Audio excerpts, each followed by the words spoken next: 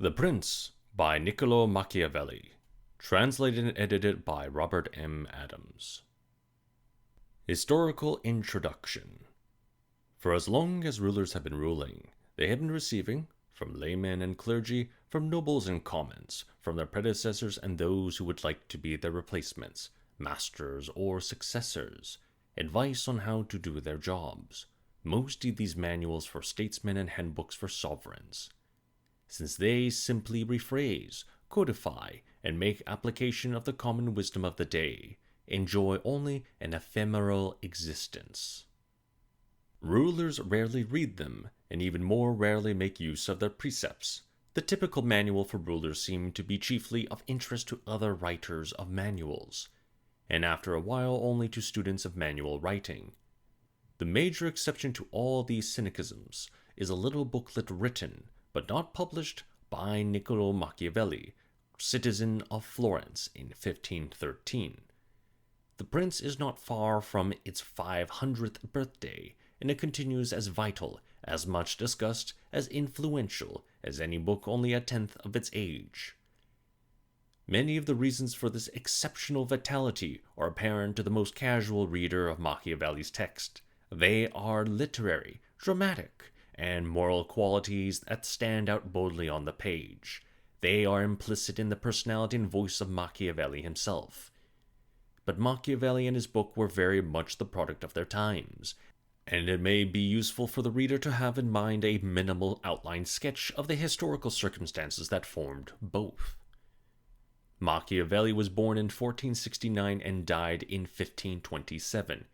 He was a Florentine. The city of Florence, straddling the Arno in northwest Italy, was in those days both a commercial center of European importance and the political military capital of the surrounding district, known as Tuscany. The Tuscans are a story all by themselves. They think themselves, and if not cynical, and rather proud of the fact that nobody likes them, which they take to be evident proof of their superior intelligence. Dante's is a characteristically Tuscan imagination, dry, clear, proud, and severely logical in its poetry. Machiavelli's mind has many of the same traits. During the Renaissance, the Florentines exercised direct or indirect power over a great many other Tuscan cities, such as Prato, Pistoia, Pisa, Lucca, San Gimignano, and Siena. Like it, and many did not, these cities, and many of the country folk in the surrounding countryside, were ruled by the smart, quick Florentines. The city proper had been a republic as far back as historical records reached, before the year AD 1000, though with occasional intervals from a particular family or individual gained enough power to set up, uneasily and temporarily, as ruler. Thus the struggle between rich and poor, between centralized authoritarian rule and more popular participatory forms of government, was a constant feature of Florentine history. During Machiavelli's lifetime, the chief family menacing the republican institutions of Florence was the Medici. Relevant portions of their family tree are outlined in the genealogical table on page X. Cosimo, Piero, and Lorenzo, 3 successive generations of the Medici, ruled over Florence through the greater part of the 15th century, without altogether abolishing representative government, yet while clearly dominating it. They did so through a combination of force, persuasion, leniency, deception, and social astuteness. But the skills required to manage, without actual dictatorship, so restive and independent a city were exceptional, and without them even a Medici was helpless. When Lorenzo died in 1492, his son Pietro proved quite incapable, and within 2 years he and his supporters were forced into exile. A republican government replaced him. Machiavelli was then just 23 years old, and for the next 18 years, until just before the writing of The Prince, it was a republican government under which he lived and for which he worked. This is no place to describe the detailed machinery of Florentine city, government, and politics. A vivid impression of its working will be found in N. Rubinstein, The Government of Florence under the Medici 1434-94, Oxford, 1966, or Jean Lucas Dubreton, Daily Life in Florence in the Time of the Medici, Chapter 2. What cannot fail to amaze a modern reader is the extraordinary intensity of political life in this moderately sized city of 100,000 or so inhabitants. Even under the Medici, and to a much greater degree under the Republic, Florence was like a swarm of political bees, because they feared that administrations long in power would become entrenched and tyrannical. The Florentines limited most of their officials to short terms in office. A man might be elected to some major bodies for a term as brief as 2 months. As a result, the city was constantly involved in election campaigns, and politics was a constant preoccupation of every citizen. There were parties based upon ancient though nebulous principles, like the old Guelphs, who were tolerant of papal powers and anti-German. They opposed the Ghibellians. They tended to favor the Holy Roman Empire, a German, and to distrust the Pope. There were religious reformers, notably the Dominican monk Savonarola, who preached up a storm during the years 1494 to 98, till Alexander VI caused him to be burned in the public square. These were massive public events, but down among the grassroots, or at least in the narrow, cobblestone alleys of the walled city, Florence was in constant ferment. The various wards and districts were in political conflict with one another. The rich and poor were often at each other's throats. The various families gathered and broke up into factions. The guilds and trades were politically active, and because they were all crowded together in a tight little town behind walls, the Florentines were subject to gusty rumors and surges of passion that sent them raging through the streets to howl or hammer at the high towers and massive palazzi within which lay hidden their heroes or hated enemies of the moment. The systemic chaos here described was modified, however, by some stabilizing institutions. In 1502, a widely respected and constitutionally moderate man named Piero Soderini was elected for life to the highest office of the Republic, Gonfalonier. It was a deliberate effort to confer stability on the regime. On another level entirely, the family structure were strong forces making for stability. Young men were trained in politics by the elders of their family and party. Only after a long period of initiation and trial in minor offices did men become eligible to run for major ones, and in areas where experience and continuity were essential, as in foreign policy, there was an ongoing bureaucracy of trained civil servants. At the age of 29 in the year of 1498, Machiavelli joined this staff, and he remained a valued servant in the diplomatic corps till the events of 1512 brought about the downfall of the Republic as a whole and the return of the Medici. Sometimes he served in the Home Office, transmitting instructions to and receiving messages from ambassadors abroad. On several occasions of no slight importance, he was himself dispatched to represent the Republic at the court of some foreign power. This work constituted his training to write at the Prince, and we provide, in the background section, page 75 to 88, a sampling of the reports he wrote on these missions. He knew his business well, his reports were much admired, and he himself rose in the service to be a valued agent of Piero Soderini. The chief interest of Machiavelli's professional life was foreign policy, and not surprisingly the subject bulks large in The Prince. It behooves us, therefore, to know them something of the world within which he and his employers had to operate. Florence, the city from which he saw everything and in whose interest he always wrote, was neither large nor warlike. It was not protected by the sea, like Venice, nor was it an international center of religious authority, like Rome. To a great extent it depended on the skill of its craftsmen, the shrewdness of its merchants and bankers, and the political astuteness of its leaders. Until the death of Lorenzo in 1492, it survived and competed successfully in the little world of Italian power politics. Partly this was because of its strong points, noted above, and partly was because the world of Italian politics was indeed a fairly autonomous world. There were 5 chief power units on the peninsula, consisting in addition to Florence, of Milan, Venice, the Papal States, and unruly districts of semi-autonomous chieftains under the theoretical dominion of the Pope in Rome, and the Kingdom of Naples, also known sometimes as the Kingdom of the Two Sicilies, or just the Kingdom, because they had fairly well-defined areas of interest, because no one of them were ever strong enough to dominate the other four, and because their wars were fought largely by professional soldiers who had no great interest in making things tough on one another.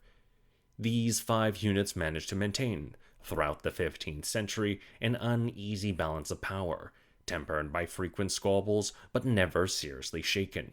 They were not, after all, very much like modern nations. Ethnically, they were very similar. They all called themselves Italians. In religion, they were all Catholics, who accepted at least nominally the authority of the Pope. They all spoke dialects of the same language. Socially, they were not too different. The Kingdom of Naples was a royal state of sorts, though its dynastic affairs were an incredible tangle, with the French, the Spanish, and the papacy all laying claim to the royal power via various pretexts.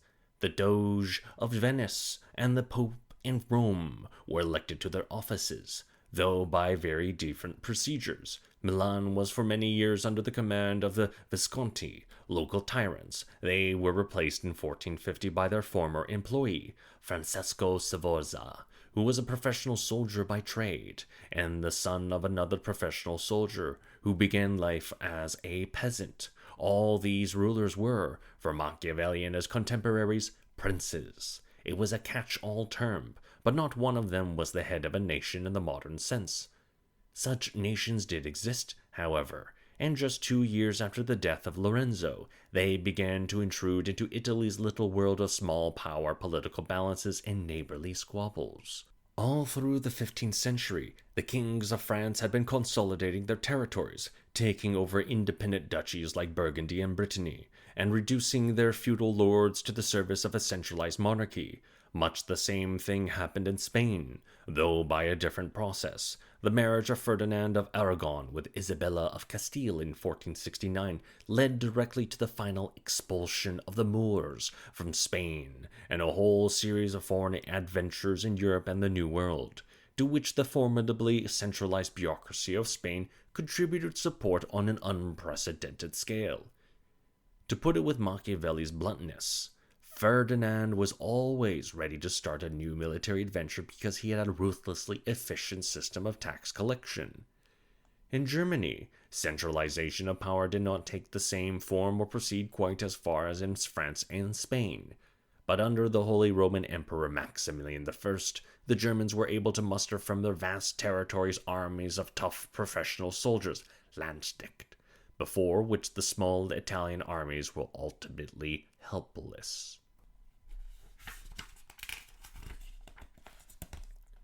The influx of foreign armies into Italy was triggered by Ludovico Sforza of Milan.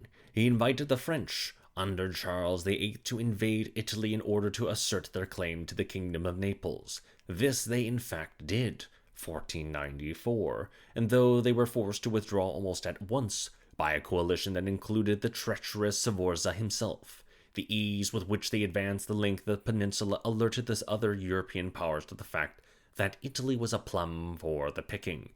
In 1499, the French were back again, this time under Louis XII, first to seize Milan from their old friend Sforza, then to assert their claim to Naples, and this time it was the Venetians who half encouraged the French invasion, as a way of getting back at their old enemies, the Milanese. But the Pope helped too, because he wanted French troops to support his bid for temporal power.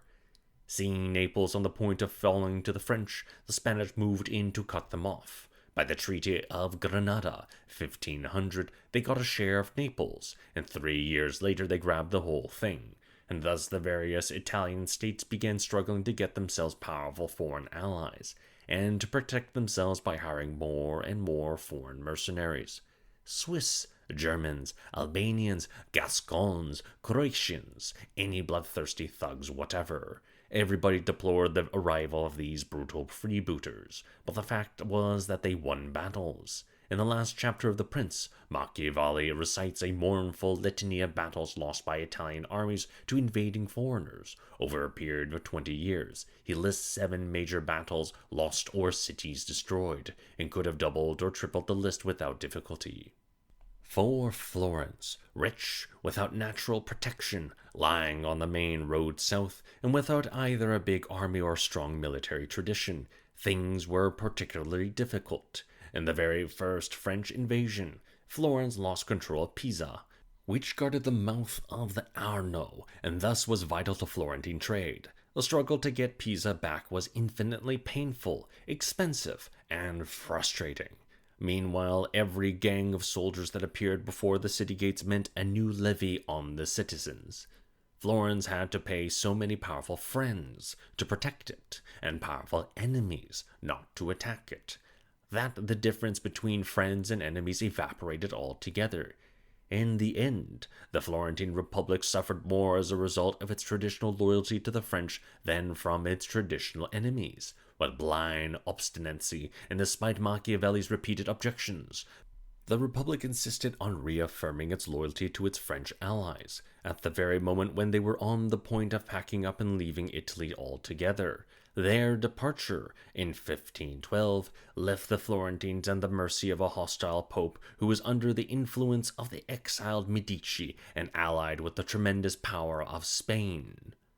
For years, Machiavelli had been calling for a citizens' army or militia, which would make the city independent of the hated and treacherous mercenaries. He had actually recruited and began training this body. But in 1512, they came up prematurely against some veteran Spanish infantry, who smashed them with contemptuous ease. The Republic fell, and Machiavelli with it. The Medici returned, and Machiavelli, after an uncomfortable interval during which he was tortured in connection with a suspected plot, was allowed to retire to the country, where he composed The Prince. His retirement from active politics did not, of course, stop the terrible process of decay and disintegration against which he had protested.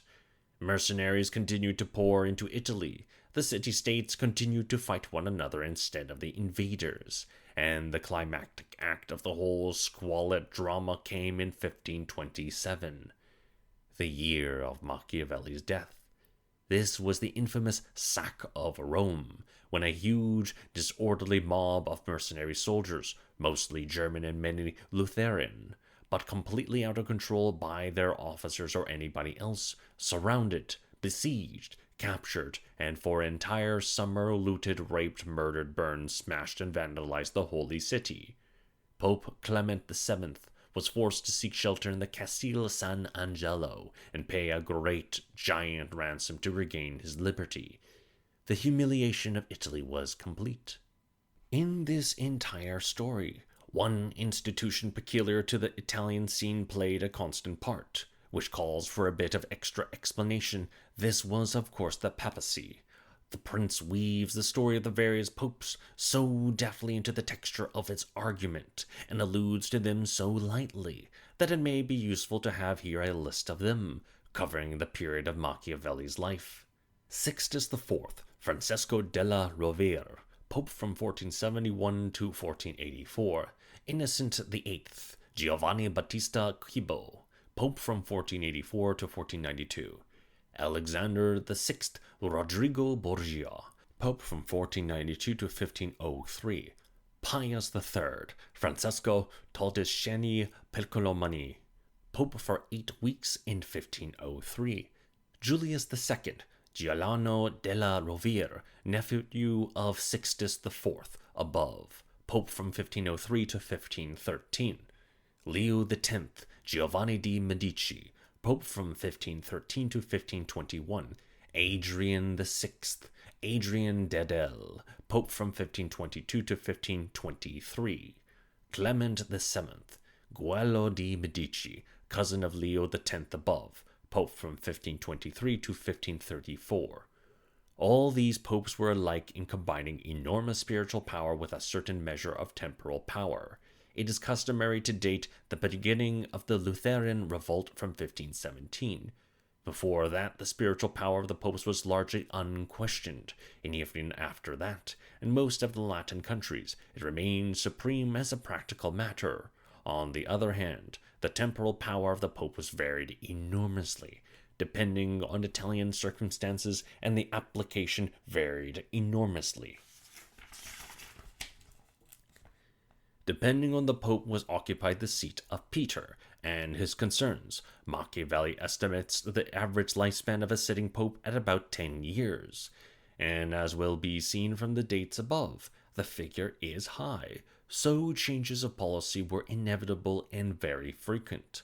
3 strong, ambitious popes among the first 5 listed above embroiled the papacy deeply in the Italian political process that Machiavelli was trying to teach his prince to master.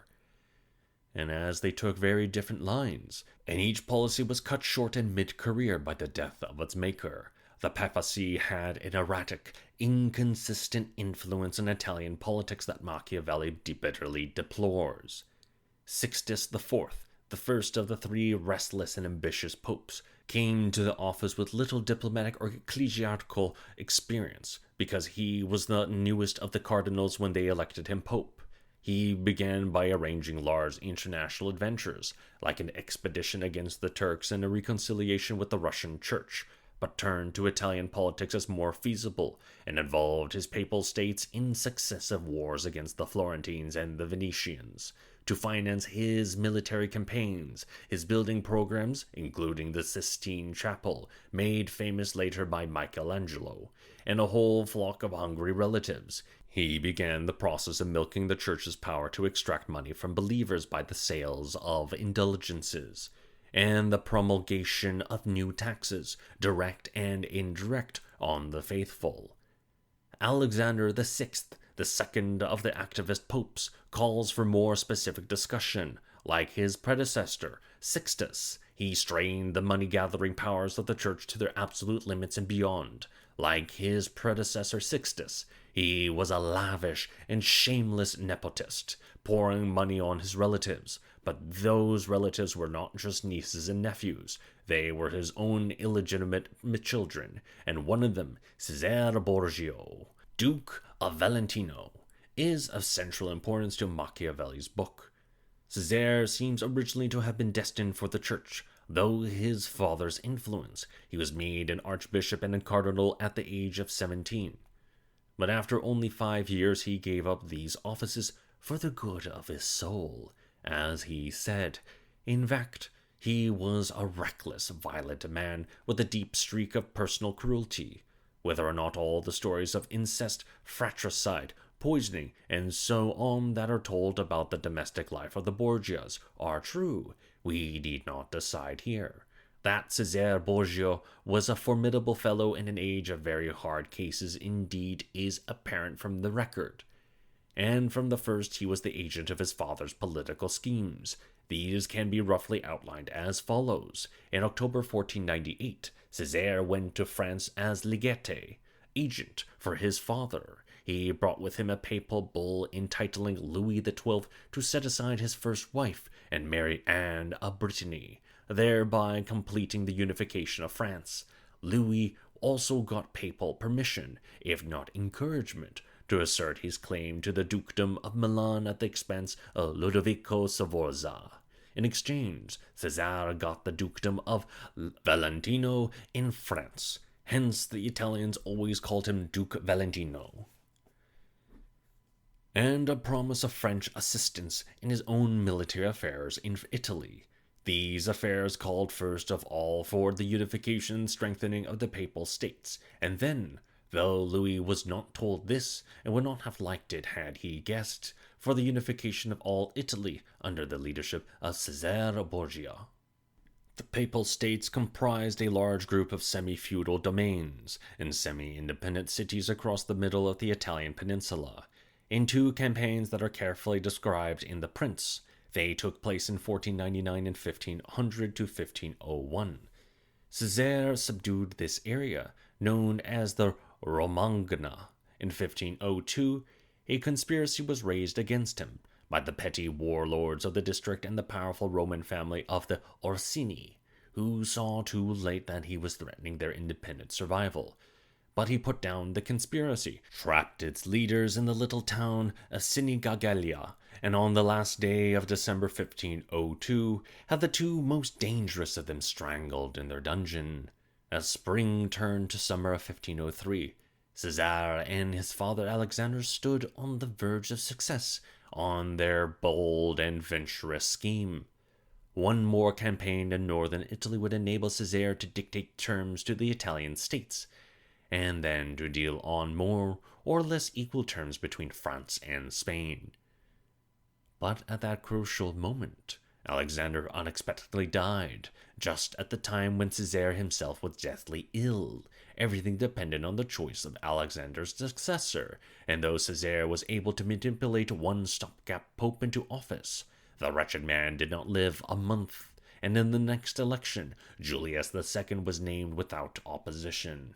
He was an old and inveterate enemy of all the Borgia. Without support in the Vatican, Caesar was doomed, and he faded away, to die a few years later in obscure scuffle in Spain. Meanwhile, though Julius, the third activist pope, retained many of the same general objectives as his predecessor, he pursued them in an entirely different way. Headstrong and volatile, he bullied the Florentines and made war on the Venetians in order to persuade them to join with him in driving the French out of Italy. In many of his projects, he was successful, partly because nobody expected to see a gray-bearded vicar of Christ campaigning at the head of his army through winter mud and snow, but because he was committed to a wholly new set of feuds and loyalties. Julius built his policies at complete cross-purposes with those of the Borgias. Where they had tried to use the French against the Spanish, he tried to use the Spanish against the French, and enlisted the Swiss against both. Where they had tried to crush the Orsini family and the magnates of the Romagna, Julius raised many of them up, and as he was 60 years old when he became pope, it was apparent to one and all that his policies would almost certainly be soon reversed by a successor. Hence the fatal conclusion described above, the total prostration of Italy less than 15 years after his death. This, then, is bare outlined, is the school in which Machiavelli learned his trade. He was a lean, acute mind to begin with. Years of struggle against complex and dangerous circumstances honed it to razor sharpness. Two other influences on it should perhaps be cited. Machiavelli was a learned man. He read widely in the classical authors, especially the historians of the republics, reading Greek authors in Latin translations and Latin authors in the original. He was proud of his learning, and often used it, after the manner of his day, to buttress a contemporary argument. At the same time, he was an instinctive dramatist, and one of the dramatic effects he most enjoyed producing was shock and outrage. Even when writing in private to his friends, he often chose to depict himself in more villainous colors than he could have used, and professed more desperate opinions than he really held. Like a great many Tuscans, he had a horror of being taken for a dupe, and to avoid that appearance did not mind sometimes being considered a monster. Readers who have carefully studied the prince will be able to make their own estimates of Machiavelli's character, but when they have studied the Discorsi and the other writings as well, they will be able to make better ones. Robert M. Adams. Translator's note. Readers of The Prince who study it in Italian after first becoming acquainted with it in English translation are likely to be a little surprised at the complex and various quality of Machiavelli's prose. It is not of a piece throughout, as translations make it seem. There are indeed epigrams and aphorisms with the brief, cruel point of a stiletto. There are also, and more characteristically, complex sentences overburdened by modifiers, laden with subordinate clauses, and serpentine in their length. Machiavelli likes to balance concepts and phrases, to build the structure of his thought out of elegantly juxtaposed contrast, and to draw out the tenor of his thought through a long, linked, circumstantial sentence.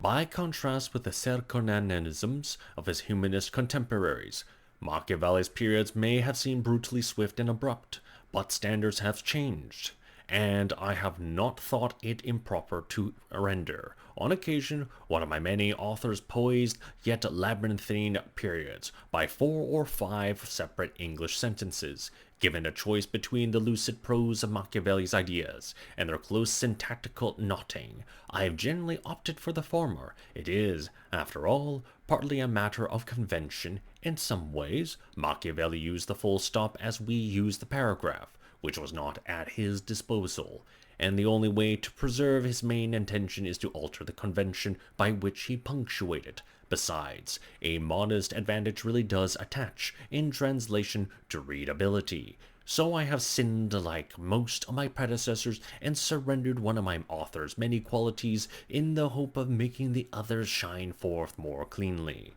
For a couple of crucial words in second princip, modern English has no true equivalent. The pair principe principato is of course perfectly easy to translate as prince principality, but neither equivalent is very accurate. Machiavelli's prince is not our prince by a long shot. He may, for example, be what we call a king, or he may be a mercenary soldier. He may be elected like a doge, or be a churchman like a pope. A principality in English doesn't include a kingdom or baronial fief, or principato does in Italian. But its worst defect is that it is a learned, cautious word, a kind of neutral word in English. A principality is what a prince governs, and he is defined chiefly as not a king, not a duke, not a president, not a pope, not a condilatore, not even a prince. Really, because in English usage a prince, like the Prince of Wales, doesn't govern, and that is one thing that Machiavelli's princip emphatically does. Prince and principality are chiefly defined in English by negatives, whereas for Machiavelli they are nothing if not positive and inclusive.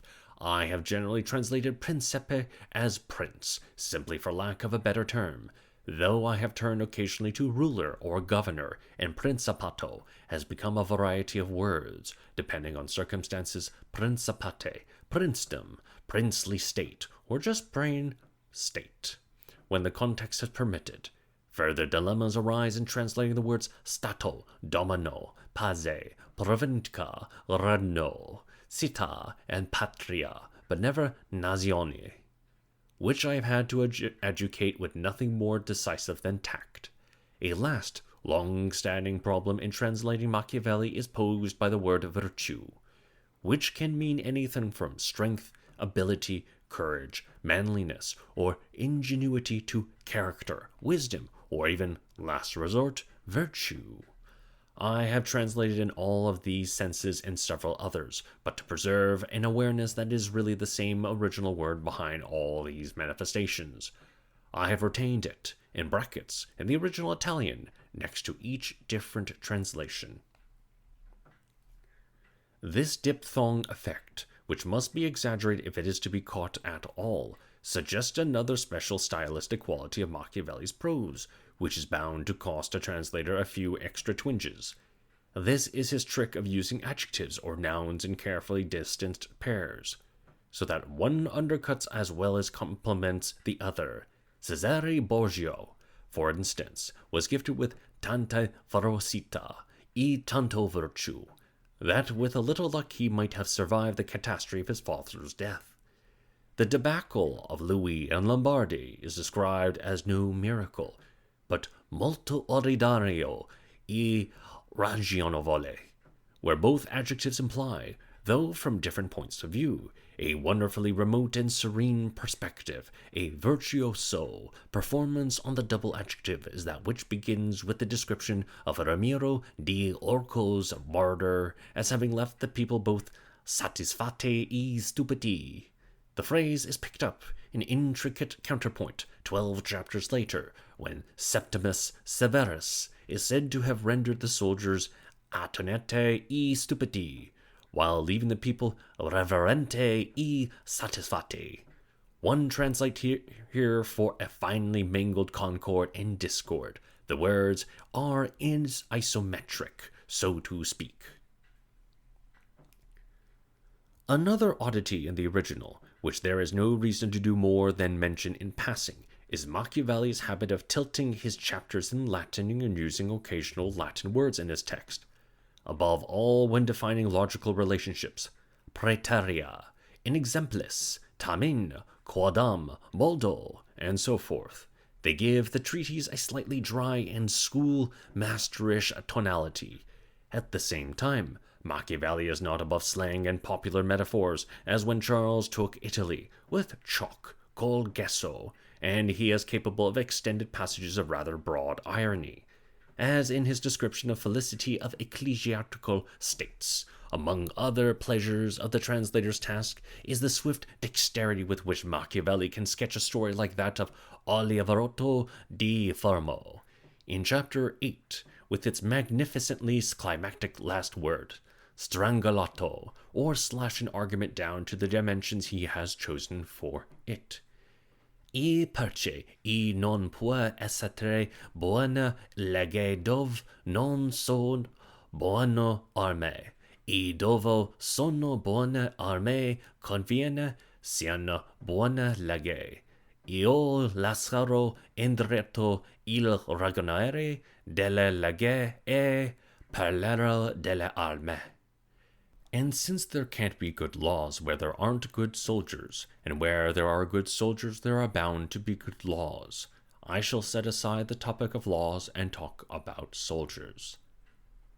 Since the question of laws would never have come up if Machiavelli himself hadn't raised it, the ruthless speed with which he here disposes of it suggests a certain impatience with pedagogic formula that is itself profoundly pedagogic. A prince must learn to look under the surface of antithetical constructs, such as Machiavelli himself has used freely in the first chapters of his book, in order to distinguish the mere formula, the either-or for its own sake, from genuine alternatives. In addition to practical precepts, Machiavelli's language offers the prince a severe model of the lean Tuscan style. But these are pleasures to be appreciated in the text itself. A book so lucid and taut in its phrasings offers relatively few problems to the translator, who has opted for a plain style. The book has been many times rendered, and while some versions are better than others, the spectrum of their variation is not particularly wide, as it generally is in translations of lyric poetry. The problem of Machiavelli's text lies less in its verbal complexities than in its practical implications and applications. R.M.A. The Text of the Prince. Niccolo Machiavelli to the magnificent Lorenzo de' Medici. It is a frequent custom for those who seek the favor of a prince to make him presents of those things they value most highly, or which they know are most pleasing to him. Hence one often sees gifts consisting of horses, weapons, cloth of gold, precious stones, and similar ornaments suitable for men of noble rank. I, too, would like to commend myself to your magnificence with some token of my readiness to serve you, and I have not found among my belongings anything I prize so much or value so highly as my knowledge of the actions of great men, acquired through long experience of contemporary affairs and extended reading in antiquity. For a long time I have thought carefully about these matters and examined them minutely. Now I have condensed my thoughts into a little volume, and send it to your magnificence. Though I know it is unworthy to enter your presence, still I hope you will be graciously pleased to accept this work, since I could give no greater gift than this, which will enable you to grasp in short order everything I have learned over many years and come to understand through many trials and troubles.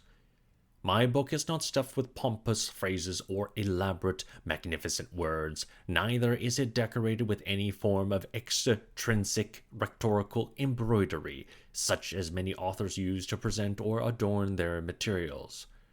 I wanted my book to be absolutely plain, or at least distinguished only by the variety of the examples and the importance of the subject.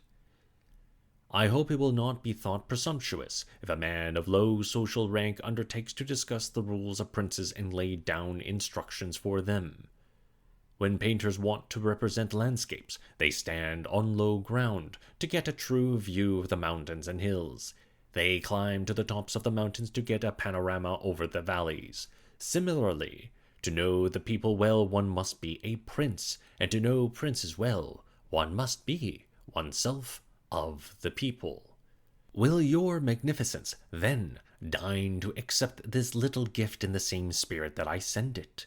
If you will read it over and study it carefully, you will recognize in it my most earnest desire that you may achieve that summit of grandeur to which your happy destiny and your other capacities predestine you. And if from that summit your magnificence will occasionally glance down at these humble places, you will recognize how unjustly I suffer the bitter and the sustained malignity of fortune.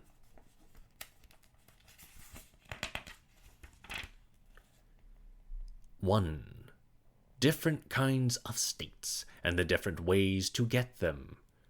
All the states and governments that ever had or now have power over men were and of two sorts, either republics or princely states, and princely states also are of two sorts, either hereditary, where the family of the ruler has been in control for a long time, or else new, and the new ones are either brand new, as Milan was the Francesco Sforza, or they are like grafts, freshly joined to the hereditary state of a prince who has acquired them, as the kingdom of Naples was to the kingdom of Spain. New acquisitions of this sort are either accustomed to living under a prince, or used to being free.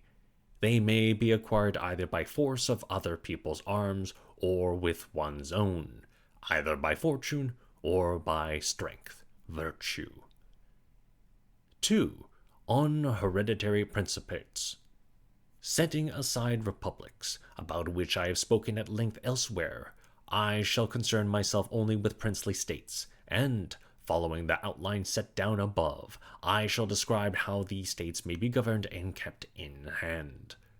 Let me say, then, that hereditary states which have gone used to the family of the ruler are much less troubled to keep in hand than new ones are.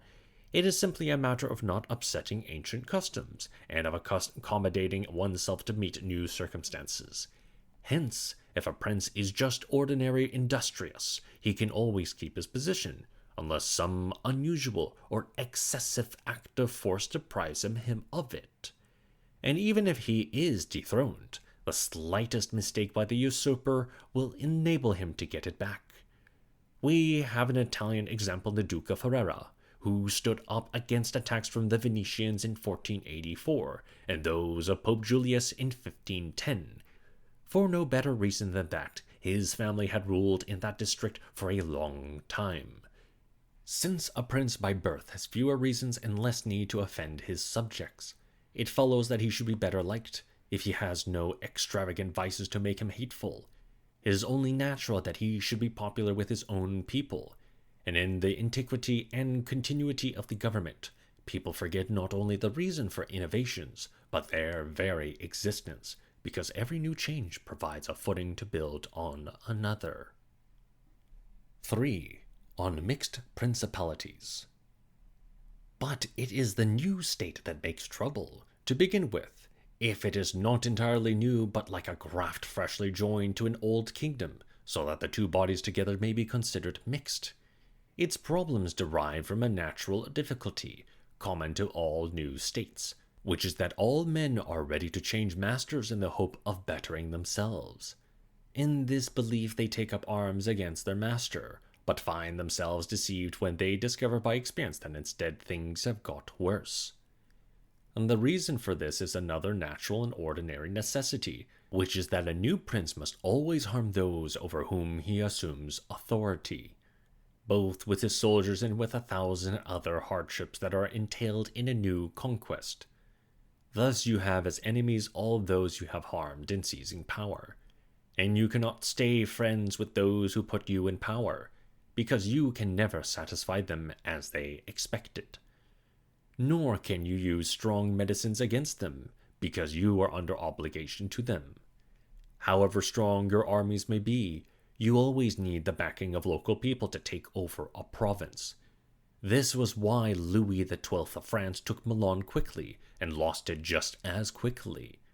The first time, Ludovico's own troops were able to take it back without any help, because those who had opened the gates to Louis were deceived in their hopes, disappointed in the rewards they had expected, and so refused to put up with the annoyances of the new prince. It is true, of course, that once lands which have rebelled or conquered a second time, they are not so easily lost, because the ruler who was learned from the revolt will be less hesitant about securing his position by punishing culprits, exposing suspects, and strengthening his own weak points.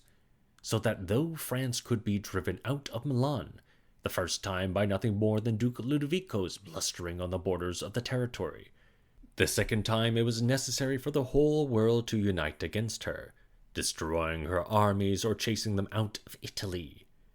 The reasons for this difference were stated above. In any case, Milan was taken away from France the second time as well as the first. I have described the general reasons for the first loss. I must now describe the reasons for the second, and see what devices were available to Louis, or to someone else in his position, to keep a better hold on his new possessions than the French king did. Let me say, then, that new states which are acquired by, or annexed to, an already existing state are either of the same district and language, or else not. When they are, it is perfectly easy to hold on to them, especially when they are not used to independence.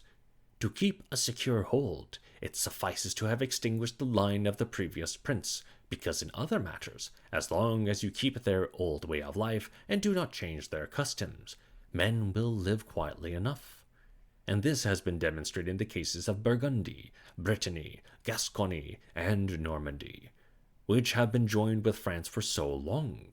There is indeed some difference of language, but the customs are much the same, and so they have been able to get along easily. Whoever has acquired such lands and wants to hold on to them must keep just two things in mind. One is that the line of the previous prince be extinguished, and the other is to avoid changing either the laws or the taxes, so that the new acquisitions may become incorporated in the shortest possible time, with the old kingdom as one single body. But when one acquires new possessions in a district that differs from one's own in language, customs, and laws, that is where troubles arise, and where one needs good luck and plenty of resolution to hold onto them. One of the best and most effective policies would be for the new possessor of territories to go there and live. This would make his possession more secure and longer lasting, as it did for the Turks in Greece. These people would never have been able to hold on to their new possessions, whatever precautions they took, if they had not gone there to live themselves. When you are on the spot, you can see troubles getting started and take care of them right away.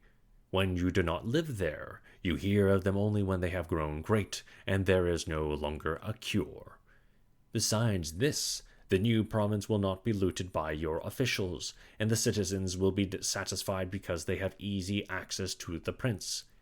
If they want to be good citizens, they have more reason to love him, and if they do not, they have more reason to fear him. Any foreigner who thinks of attacking that state will think twice about it, for the prince who lives on his new possessions can be deprived of them only with the greatest of difficulty. Another and even better policy is to set up colonies in one or two places which will serve, so to speak, as the shackles of the state. If he does not do this, the prince will have to maintain immense forces of cavalry and infantry. Colonies are not expensive. For little or nothing you can send them out and keep them up. The only people hurt are those who lose their houses and fields to the new possessors, and they are a very small part of the new state. The ones who are actually hurt, being poor and scattered, cannot possibly do any harm. All the others remain untouched, which is a persuasion to keep quiet, yet they also become fearful of making a mistake and suffering like those who have already been despoiled. I conclude that these colonies are cheaper, do better service, and commit less damage than any other method. Those whom they harm can take no reprisals, because they are left pure and scattered, as I said. In this connection it should be remarked that men ought either to be caressed or destroyed, since they will seek revenge for minor hurts, but will not be able to revenge major ones. Any harm you do to a man should be done in such a way that you need not fear his revenge. If you maintain an army instead of colonies, the expense will be much greater, so that you may have to spend all the money you get from a state in standing guard over it. The profit may even turn to a loss. An army is also much more offensive to the subjects, because the whole state is harmed when the prince drags his army about with him from place to place. Everyone feels the inconvenience, every man becomes an enemy, and these are enemies who can do harm, because, even though beaten, they remain in their own homes on every count. Then, defense by armies is useless, as defense by colonies is useful. In addition, the man who comes into an alien province of this sort ought to set up at once as head and protector of his weak neighbors, should try to weaken his strong neighbors, and should make sure at all costs that no foreigner gets in who is as powerful as he is. You can always count on the foreigners being invited in by those who are discontented, though either excess ambition or fear, as was seen long ago. When the Aetolians first brought the Romans into Greece, wherever the Romans went in other provinces, they were always sent for by the local inhabitants. The rule is that as soon as a powerful foreigner enters a district, those in the area who are least powerful flock to him, out of hatred for the strong man who has been ruling over them. Thus the foreigner need be at no pains to gain over these people, because they will quickly and gladly join in the new state he has acquired. He need only take care not to let them have too much strength and authority of their own. Then, with his own strength and their support, he can easily put down the powerful men of the district to become master of the province in all things. Anybody who does not follow this line will quickly lose what he has acquired, or as long as he manages to keep it will find it a source of infinite problems and annoyances. Whenever the Romans took over a province, this was the policy they followed. They sent out colonies, indulged the less powerful without increasing their strength, broke the powerful, and never allowed any strong foreigners to pick up a following in their lands. I will limit my examples to the Romans and their dealings with the province of Greece, where they indulged the Achaeans and Aetolians, humbled the kingdom of Macedon, and drove Antiochus out of the land. Yet they never let the merits of the Achaeans and Aetolians gain them any authority in the region, never let Philip talk them into being friends till they had reduced his strength, and never let the power of Antiochus gain any foothold in their territory. In each of these instances, the Romans did just what every wise ruler ought to do. You have to keep an eye, not only on present troubles, but on those of the future, and make every effort to avoid them. When you see the trouble in advance, it is easily remedied, but when you wait till it is on top of you, the antidote is useless. The disease has become incurable. What doctors say about consumption applies here. In the early stages, it is hard to recognize and easy to cure. But in the later stages, if you have done nothing about it, it becomes easy to recognize and hard to cure. That is how it goes in affairs of state, when you recognize evils in advance as they take shape, which requires some prudence to do. You can quickly cure them, but when you have not seen them, and so let them grow till anyone can recognize them, there is no longer a remedy. Thus the Romans, who could see troubles at a distance, always found remedies for them. They never allowed a trouble spot to remain simply to avoid going to war over it, because they knew that wars don't just go away. They are only postponed to someone else's advantage. Therefore they made war with Philip and Antiochus in Greece, in order not to have to fight them in Italy. At the time, they could have avoided both wars, but they chose not to.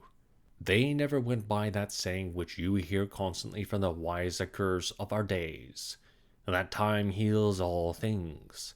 They trusted rather to their own character, virtue, and prudence, knowing perfectly well that time contains the seed of all things, good as well as bad, bad as well as good. But, returning to France, let us see if she did any of the things we have described, and I shall talk of Louis rather than Charles, because he controlled Italy for a longer period of time and wrote a more considerable record. You will see that he did exactly the opposite of what should be done to control an alien province. King Louis was brought into Italy by the ambition of the Venetians, who expected by his coming to get control of half the state of Lombardy. I don't mean to blame the king for his part in the scheme. He wanted a foothold in Italy, and not only had no friends in the province, but found all doors barred against him because of King Charles' behavior. Hence he had to take what friendship he could get, and if he had made no further mistakes in his or other arrangements, he might have carried things off very successfully. By taking Lombardy, the king quickly regained the reputation lost by Charles. Genoa yielded, and the Florentines turned friendly. The Marquis of Mantua, the Duke of Ferrara, the Bentivogli of Bologna, the Countess of Forli, the Lords of Faenza, Pesaro, Rimini, Camarino, Piombino, and the people of Lucca, Pisa, and Siena, all sought him out with professions of friendship. At this point, the Venetians began to see the folly of what they had done, since in order to gain for themselves a couple of districts in Lombardy, they had now made the king master of a third of Italy. Consider now how easy it would have been for the king to maintain his position in Italy if he had observed the rules laid down above, and become the protector and defender of his new friends. They were many, they were weak. Some of them were afraid of the Venetians, others of the church. Hence they were bound to stick by him, and with their help he could easily have protected himself against the remaining great powers. But no sooner was he established in Milan than he took exactly the wrong tack, helping Pope Alexander to occupy the Romagna. And he never realized that by this decision he was weakening himself, driving away his friends and those who had flocked to him, while strengthening the church by adding vast temporal power to the spiritual power which gives it so much authority. Having made his first mistake, he was forced into others, to limit the ambition of Alexander and keep him from becoming master of Tuscany. He was forced to come to Italy himself, driving away his friends and those who had flocked to him, while strengthening the church by adding vast temporal power to the spiritual power which gives it so much authority.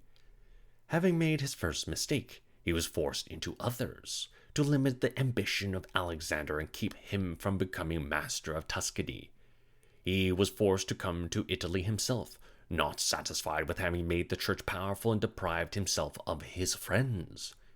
He went after the kingdom of Naples and divided it with the king of Spain, and where before he alone had been the arbiter of Italy, he brought in a rival to whom everyone in the kingdom who was ambitious on his own account of dissatisfied with Louis could have recourse. He could have left in Naples a caretaker king of his own, but he threw him out and substituted a man capable of driving out Louis himself.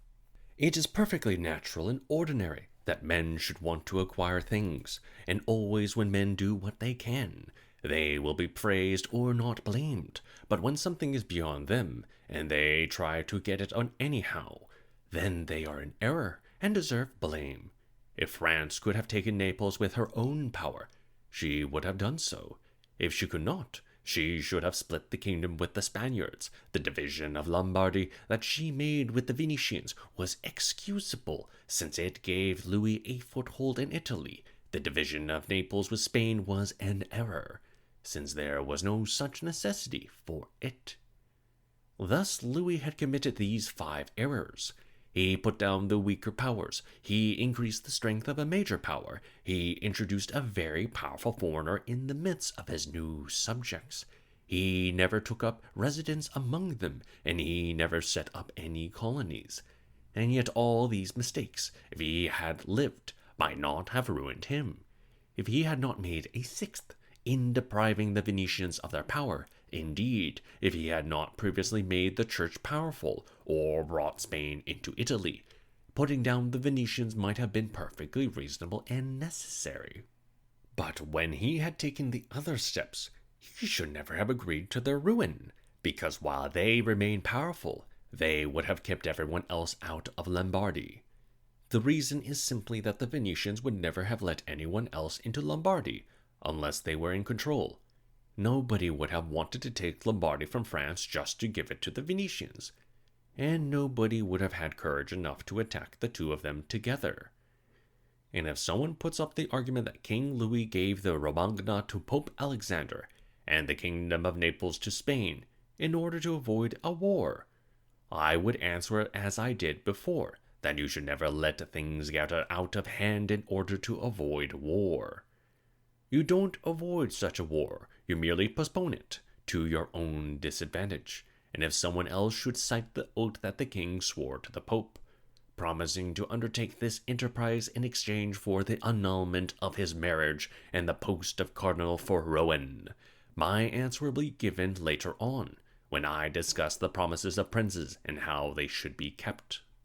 In this way, King Louis lost Lombardy because he did not observe any of the rules established by others who have taken provinces and tried to keep them. None of this is in any way miraculous, but perfectly ordinary and reasonable, and I talked over this whole subject at Nantes with the Cardinal of Rouen when Valentino, as people generally called Cesare Borgia, the son of Pope Alexander, was occupying the Romagna. Actually, the Cardinal told me that the Italians knew nothing about war, and I told him that the French knew nothing about politics, since, if they knew the first thing about it, they would never allow the church to grow so great. It has been our experience in Italy that the church in Spain have grown powerful through the influence of France, and that their power caused her ruin. From this we can draw a general rule, which never fails or only rarely. The man who makes another powerful ruins himself. The reason is that he gets power either by shrewdness or by strength, and both qualities are suspect to the man who has been given the power. 4. Why the successors of Alexander after his death did not lose the kingdom he had conquered from Darius. Seeing how hard it is to hold on to a newly acquired state, somebody might wonder why, after the death of Alexander, when he had conquered Asia in just a few years and had barely settled into power, the land did not rebel, as you might have thought it would. On the contrary, Alexander's successors kept their hold on it, and had no problems in keeping it other than those arising from their own ambitions and consequent difficulties with one another. I answer that all kingdoms of which we have any knowledge are governed in one of 2 ways, either by a single prince with everyone else as servants, who by his appointment and permission assist him in the task of ruling, or by a prince with the aid of barons, who hold that rank, not by the prince's grace, but by right of birth in an ancient family. Barons of this sort have states and subjects of their own, who recognize them as masters and are naturally fond of them. States governed by a prince and his servants grant the prince more authority because in the whole district there is nobody who can claim real power except the prince. When other people are obeyed, they are obeyed as ministers and officials and command no affection in their own persons. Contemporary examples of these 2 different sorts of government are to be found in Turkey and France. The whole monarchy of Turkey is governed by a single master. Everyone else is his servant. He divides his kingdom into districts, sending different administrators to each, and changing them around as he thinks best. but the King of France is placed in the midst of a great many noblemen of long standing, each recognized by his own subjects' his own district, and held in esteem by them. They have their different privileges. The king himself cannot meddle with these, except at his peril. Comparing the two states, anyone can see that, though conquering the Turkish state might be hard, once conquered, it would be easy to hold. On the other hand, to take the state of France would be relatively easy in some ways, but to hold onto it would be very hard. The problem in gaining control of Turkey is that you cannot hope to be invited in by the district rulers, or to make use of a palace revolt in gaining a foothold. The reasons are given above. Since they are all the slaves of their master and obliged to him, there is no easy way of corrupting them, and even if you succeed it, there is not much advantage to be hoped from it, because the man you corrupt cannot bring along many followers, as noted above. Hence, anyone who attacks the Turks may expect to find them completely united, and had better count on his own strength rather than any internal disorders. But once they are thoroughly beaten and crushed so their army cannot reform, there is nothing more to fear except the family of the prince. Once his line is extinct, there is no other danger, since nobody else has any standing with the people, and as the victor before his victory could expect no help from them, so, after it, he has nothing to fear from them. Quite the other way in a kingdom like France, which you can easily get into by winning over to your cause some baron of the kingdom. One or another of them will always be discontented or restless for a change. As I said before, these people can open the way for you and make your victory an easy one, but after that, holding on to the power will involve those you have beaten. Extinguishing the royal house will not suffice, because those local nobles will remain to heat up new rebellions against you, and since you can neither make them happy nor wipe them out completely, you will lose control at the first unlucky accident. Now, if you ask yourself what kind of government Darius had, you will find it very much like that of Turkey, and so Alexander had to smash the whole thing and take control of the country. But when that was done, and Darius was dead, the state was securely in Alexander's hands, for the reasons described above, and if his successors had remained united, they could have ruled the empire at their leisure, because the only disorders that arose were those they stirred up themselves. But states organized like that of France cannot possibly be held so easily. Hence the frequent rebellions of Spain, France, and Greece against the Romans. They were due to the many local powers in their districts. As long as the memory of those powers persisted, the Romans were always uneasy in their control of the provinces. They became secure masters only after memories faded in the course of the empire's long duration, and as a result of its great strength. Even afterward, when the Romans began fighting among themselves, each one was able to attract a following in the provinces, depending on the authority he had built up there, and the provinces, once the family line of their former rulers was extinct, refused to recognize anyone but Romans. All these things considered, no one should be surprised at the ease with which Alexander grasped the whole government of Asia, nor at the difficulties other men have had in maintaining possession. Like Pyrrhus and many others, success in this matter depends not on the greater or lesser skill, virtue, of the conqueror, but on the different circumstances of the vanquished. Number 5. How cities or states should be ruled which lived by their own laws before being taken. When states are acquired, as I have said, which have got in the way of living at liberty and under their own laws, there are just 3 ways to hold on to them. The first is to destroy them, the second is to go there and live in person, and the third is to let them continue living under their own laws, levying tribute on them, and creating a government of a few people who will keep the state friendly towards you. Such a government, being the prince's actual creation, knows it cannot stand without his friendship and power, therefore it will do anything to maintain him in authority. and a city which is used to freedom can be held more easily by means of its own citizens than in any other manner, always supposing you want it to survive at all.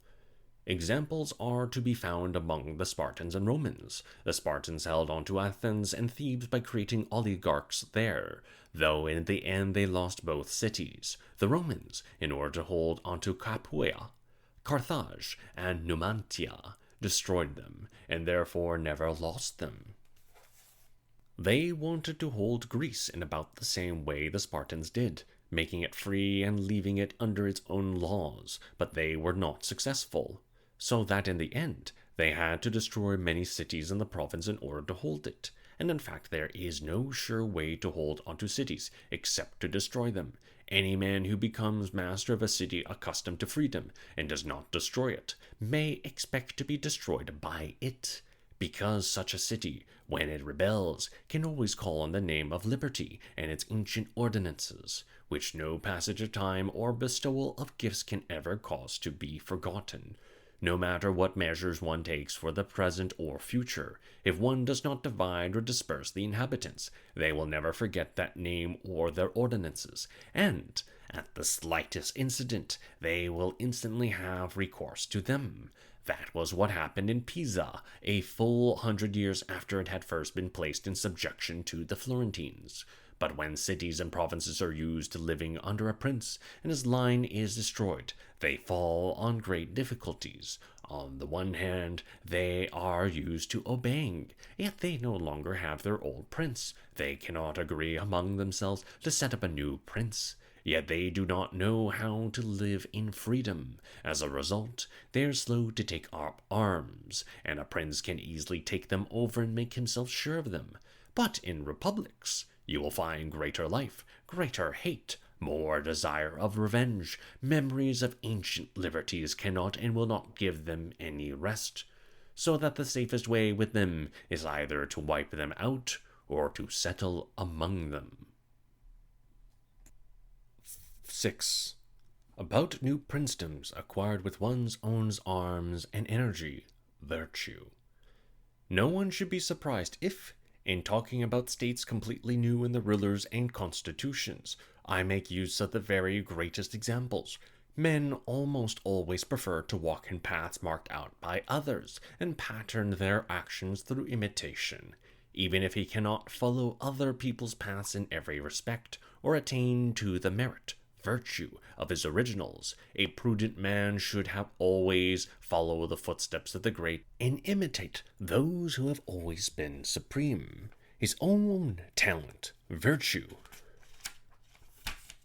may not come up to theirs, but at least it will have a sniff of it. Thus he will resemble skilled archers who, seeing how far away the target lies, and knowing the strength, virtue of their bow, aim much higher than the real target, not because they expect the arrow to fly that far, but to accomplish the real end by aiming beyond it.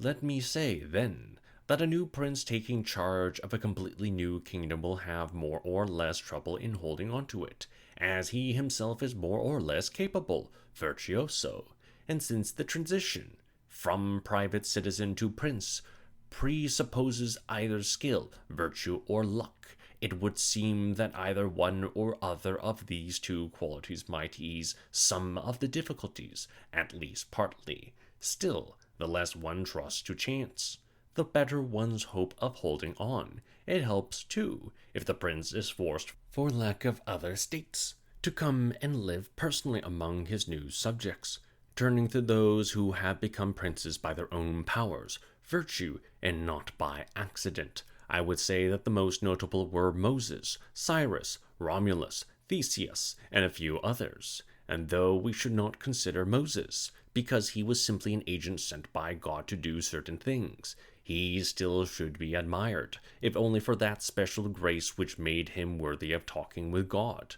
But let us turn to Cyrus and the others who acquired or founded kingdoms. You will find them all deserving of admiration, and if you consider their individual actions and decrees, they will be found not much different from those of Moses, who had such a great teacher. When we look into their actions and their lives, we will find that fortune provided nothing for them but an opportunity. That gave them material on which they could impose whatever form they chose. Without the opportunity, their strength, virtue, of mind would have been vain, and without that strength, virtue, the opportunity would have been lost. Hence, it was necessary for Moses to find the children of Israel in Egypt, enslaved and oppressed by the Egyptians, so that they should be disposed to follow him, in order to escape from that servitude. For Romulus, it was necessary that he not remain in Alba, but should be exposed at birth, so that he might become ruler of Rome and founder of that country. It was necessary that Cyrus should find the Persians unhappy with the rule of the Medes, and the Medes soft and effeminate from years of peace. Theseus could never have exercised his energy, virtue, if he had not found the Athenians in confusion. Specific occasions brought these happy men to power, and their unusual abilities, virtue, enabled them to seize the occasion and so to make their countries noble and prosperous. These men and men of this sort, who become princes through their own strength of character, per vi virtuos, may have trouble gaining power, but they find it easy to hold on to. Their troubles in getting power derive partly from the new laws and measures they have to adopt in order to set up their state and secure themselves. And it is worth noting that nothing is harder to manage, more risky in the undertaking, or more doubtful of success than to set up as the introducer of a new order. Such an innovator has in enemies all the people who were doing well under the old order, and only half-hearted defenders in those who hope to profit from the new. This half-heartedness derives partly from fear of opponents, who have the law on their side, and partly from human skepticism, since men don't really believe in anything new till they have solid experience of it. This is why, whenever the enemies of a new state have occasion to attack it, they do so furiously, while its friends come only languidly to its defense, so that the venture and its supporters are likely to collapse together. Still, if we are to discuss the matter thoroughly, we shall have to ask if these innovators stand on their own feet or depend on the help of others. That is, whether they have to go begging in order to carry out their work, or can use force of their own. In the first case, they are bound to fail without accomplishing anything, but when they depend on their own energies and can make use of force, then they hardly ever come to grief. This is why armed prophets always win and unarmed prophets lose. Apart from all the factors considered above, it is the nature of people to be fickle. To persuade them of something is easy, but to make them stand fast in that conviction is hard. Hence things must be arranged so that when they no longer believe, they can be compelled to believe by force. If Moses, Cyrus, Theseus, and Romulus had had no weapons, they could never have imposed their institutions on their people for so long. In our own times, there's the example of Fra Girolamo Savonarola, who collapsed with all his new ordinances as soon as the people ceased to believe in him. He had no way of keeping the backsliders in line or of converting the doubters. Such men meet with great difficulties in the rise to power. All their dangers are on the way up and must be overcome by their talents, virtue. But once they are on top, once they are held in veneration and have destroyed all their envious rivals, they remain powerful, secure, honored, and prosperous. To these exalted examples, I'd like to add a lesser one, but it parallels the others in a way, and may stand for a whole class. It is Hiero of Syracuse. When he rose from a private citizen to prince, he owned nothing to fortune except the opportunity. The Syracusans were oppressed, and elected him general, and then raised him to prince when he proved worthy. He was a man of such character, virtue, even as a private citizen, that somebody said of him, "The only thing he needs to be a ruler is a kingdom." He abolished the old army and formed a new one, broke the old alliances and formed new ones, and, when he had his own soldiers and his own allies, He could build on that foundation any structure he wanted. For him, too, the throne was hard to acquire, but easy to keep. Number 7. About new states acquired with other people's arms and by good luck. When simple good luck raises private citizens to the rank of prince, they have little trouble in rising, but plenty in holding on to their positions. They have no troubles along the way, because they are practically flying. All the problems arise when they are in place. These are the people who get control of a state either by buying it, or as a gift from someone. Such things happened often in Greece, in the cities of Ionia and Hellespont, where Darius created a great many princes to augment his own glory and security, and some Roman emperors attained that rank after starting as private citizens. By corrupting the soldiers, men of this sort depend entirely on the goodwill and good fortune of those who raise them up, and these are two extremely volatile, unstable things. The new rulers do not know how to hold what they have been given, and they could not do it if they did know. They don't know because, unless they are men of great shrewdness and vigor, virtue, they cannot be expected to have the knack of command after living all their lives as private citizen. And they cannot, because they have no troops of their own, who are devoted to them and trustworthy. Besides, states which spring up suddenly, like everything else in nature which springs up in a day, cannot have a network of roots and branches. They are destroyed by the first storm that strikes. Of course it may be that men who become princes overnight have so much natural astuteness, virtue, that they quickly prepare themselves to preserve what fortune has showered on them.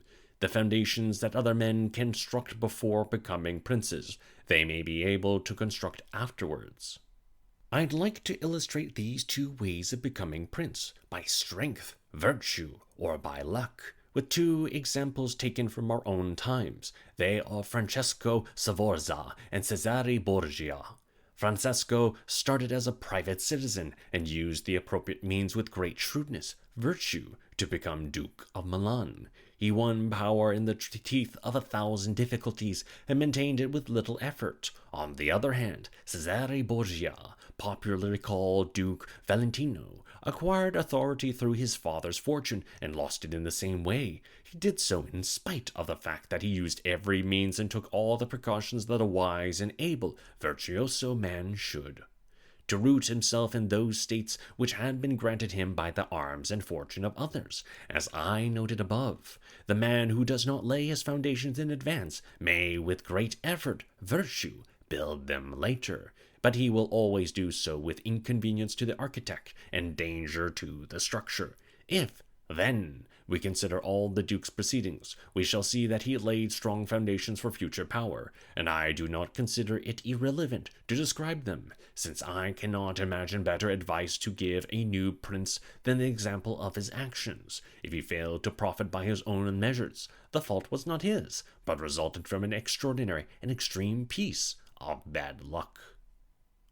When Alexander VI set out to make his own son the duke of a great man, he faced many difficulties, both immediate and long-term. First, he saw no way to make him master of any state except one of those belonging to the church, and, looking over the papal states, he realized that the Duke of Milan and the Venetians would never consent to that, because Faenza and Rimini were already under the protection of the Venetians. Besides, he saw the armies of Italy, especially those that he might have been able to use himself, were under the control of those who had reason to fear the Pope's power, and whom he therefore could not trust, members of the Orsini and Colonna families and their allies. Therefore, he was first obliged to upset existing arrangements and create disorder among the Italian states in order to gain secure control over some of them. This was easy enough because he found that the Venetians, for reasons of their own, had decided to let the French back into Italy. Far from opposing this project, the Pope hastened it along by dissolving the first marriage of King Louis.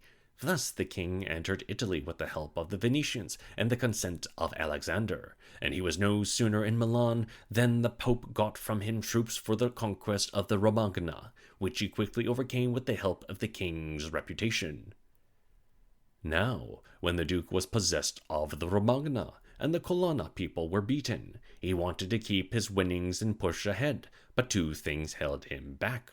One was that his army did not seem trustworthy, and the other was the French position. That is, the Orsini troops he had been using might play him false, endangering not only his new projects but his old winnings, and the king also could not be trusted. He had a hint of the mood among the Orsini when, after storming Faenza, he attacked Bologna and found them very hardened in the assault.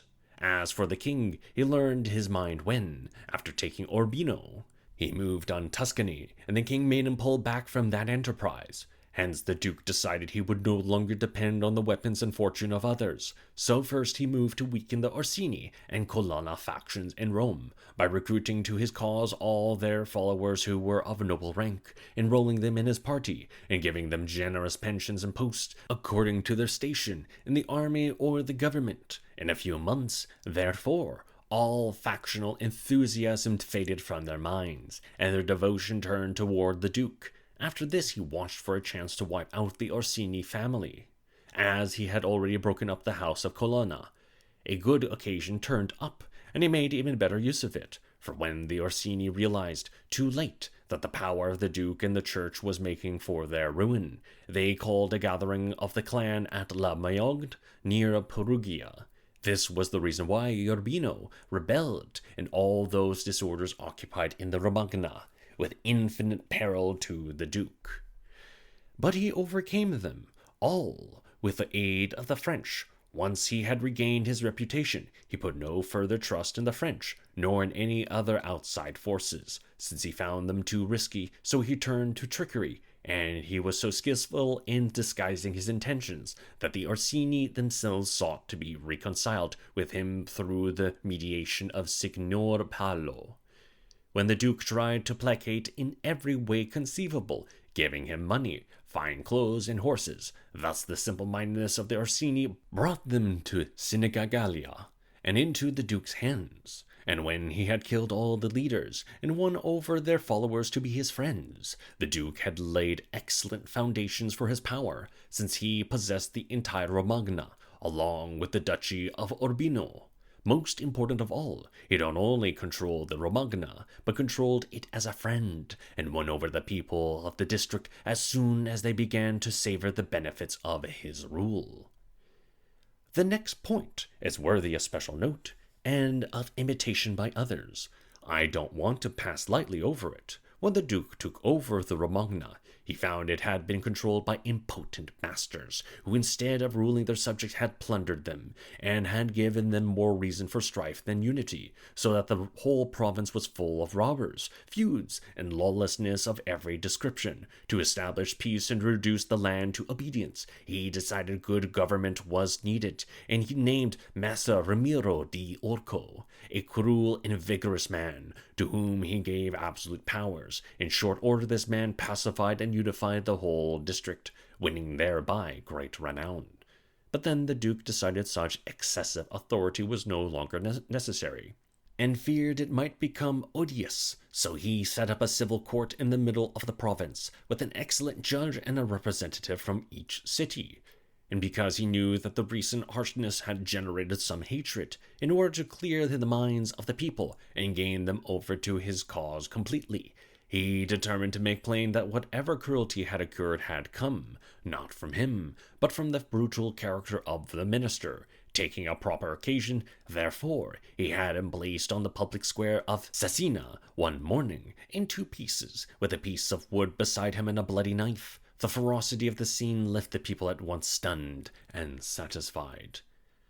But, to return from our digression, let me say that the duke now found himself powerful, fairly safe from immediate dangers, and in charge of his own armies. He had largely destroyed those forces which, if they were near, might have destroyed him, but he still had to look to the king of France before going on with his program, because he knew that the king, who had belatedly recognized his error, would not now support him. For this reason, he began to look for new alliances and to temporize with the French during their expedition toward the kingdom of Naples against the Spaniards who were besieging Gaeta.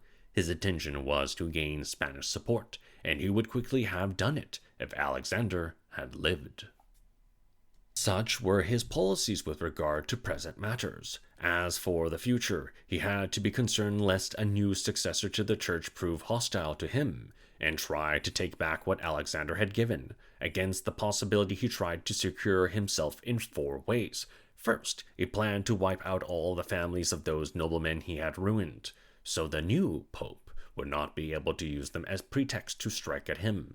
Second, he proposed to enlist all the gentry of Rome, as I said before, and use them to keep the pope in check. Third, to make the College of Cardinals his own creatures, so far as he could. And fourth, to acquire so much power of his own, before the pope died, that he could resist a first onslaught. Of these 4 projects, by the death of Alexander, he had completed 3, and the 4th he was still working on.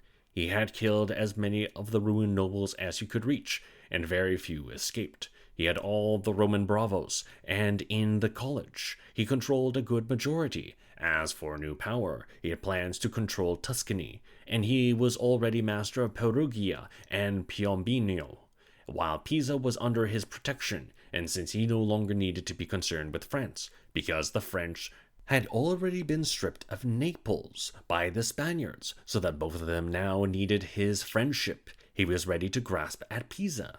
After that, Lucca and Siena would quickly have given in, partly to spite the Florentines, and partly from fear, and the Florentines could never have done anything about it.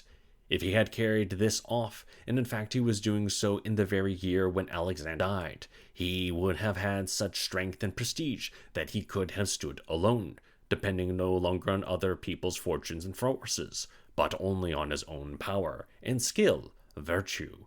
But Alexander died just 5 years after the Duke first drew his sword, leaving him with the government of Romagna in good order.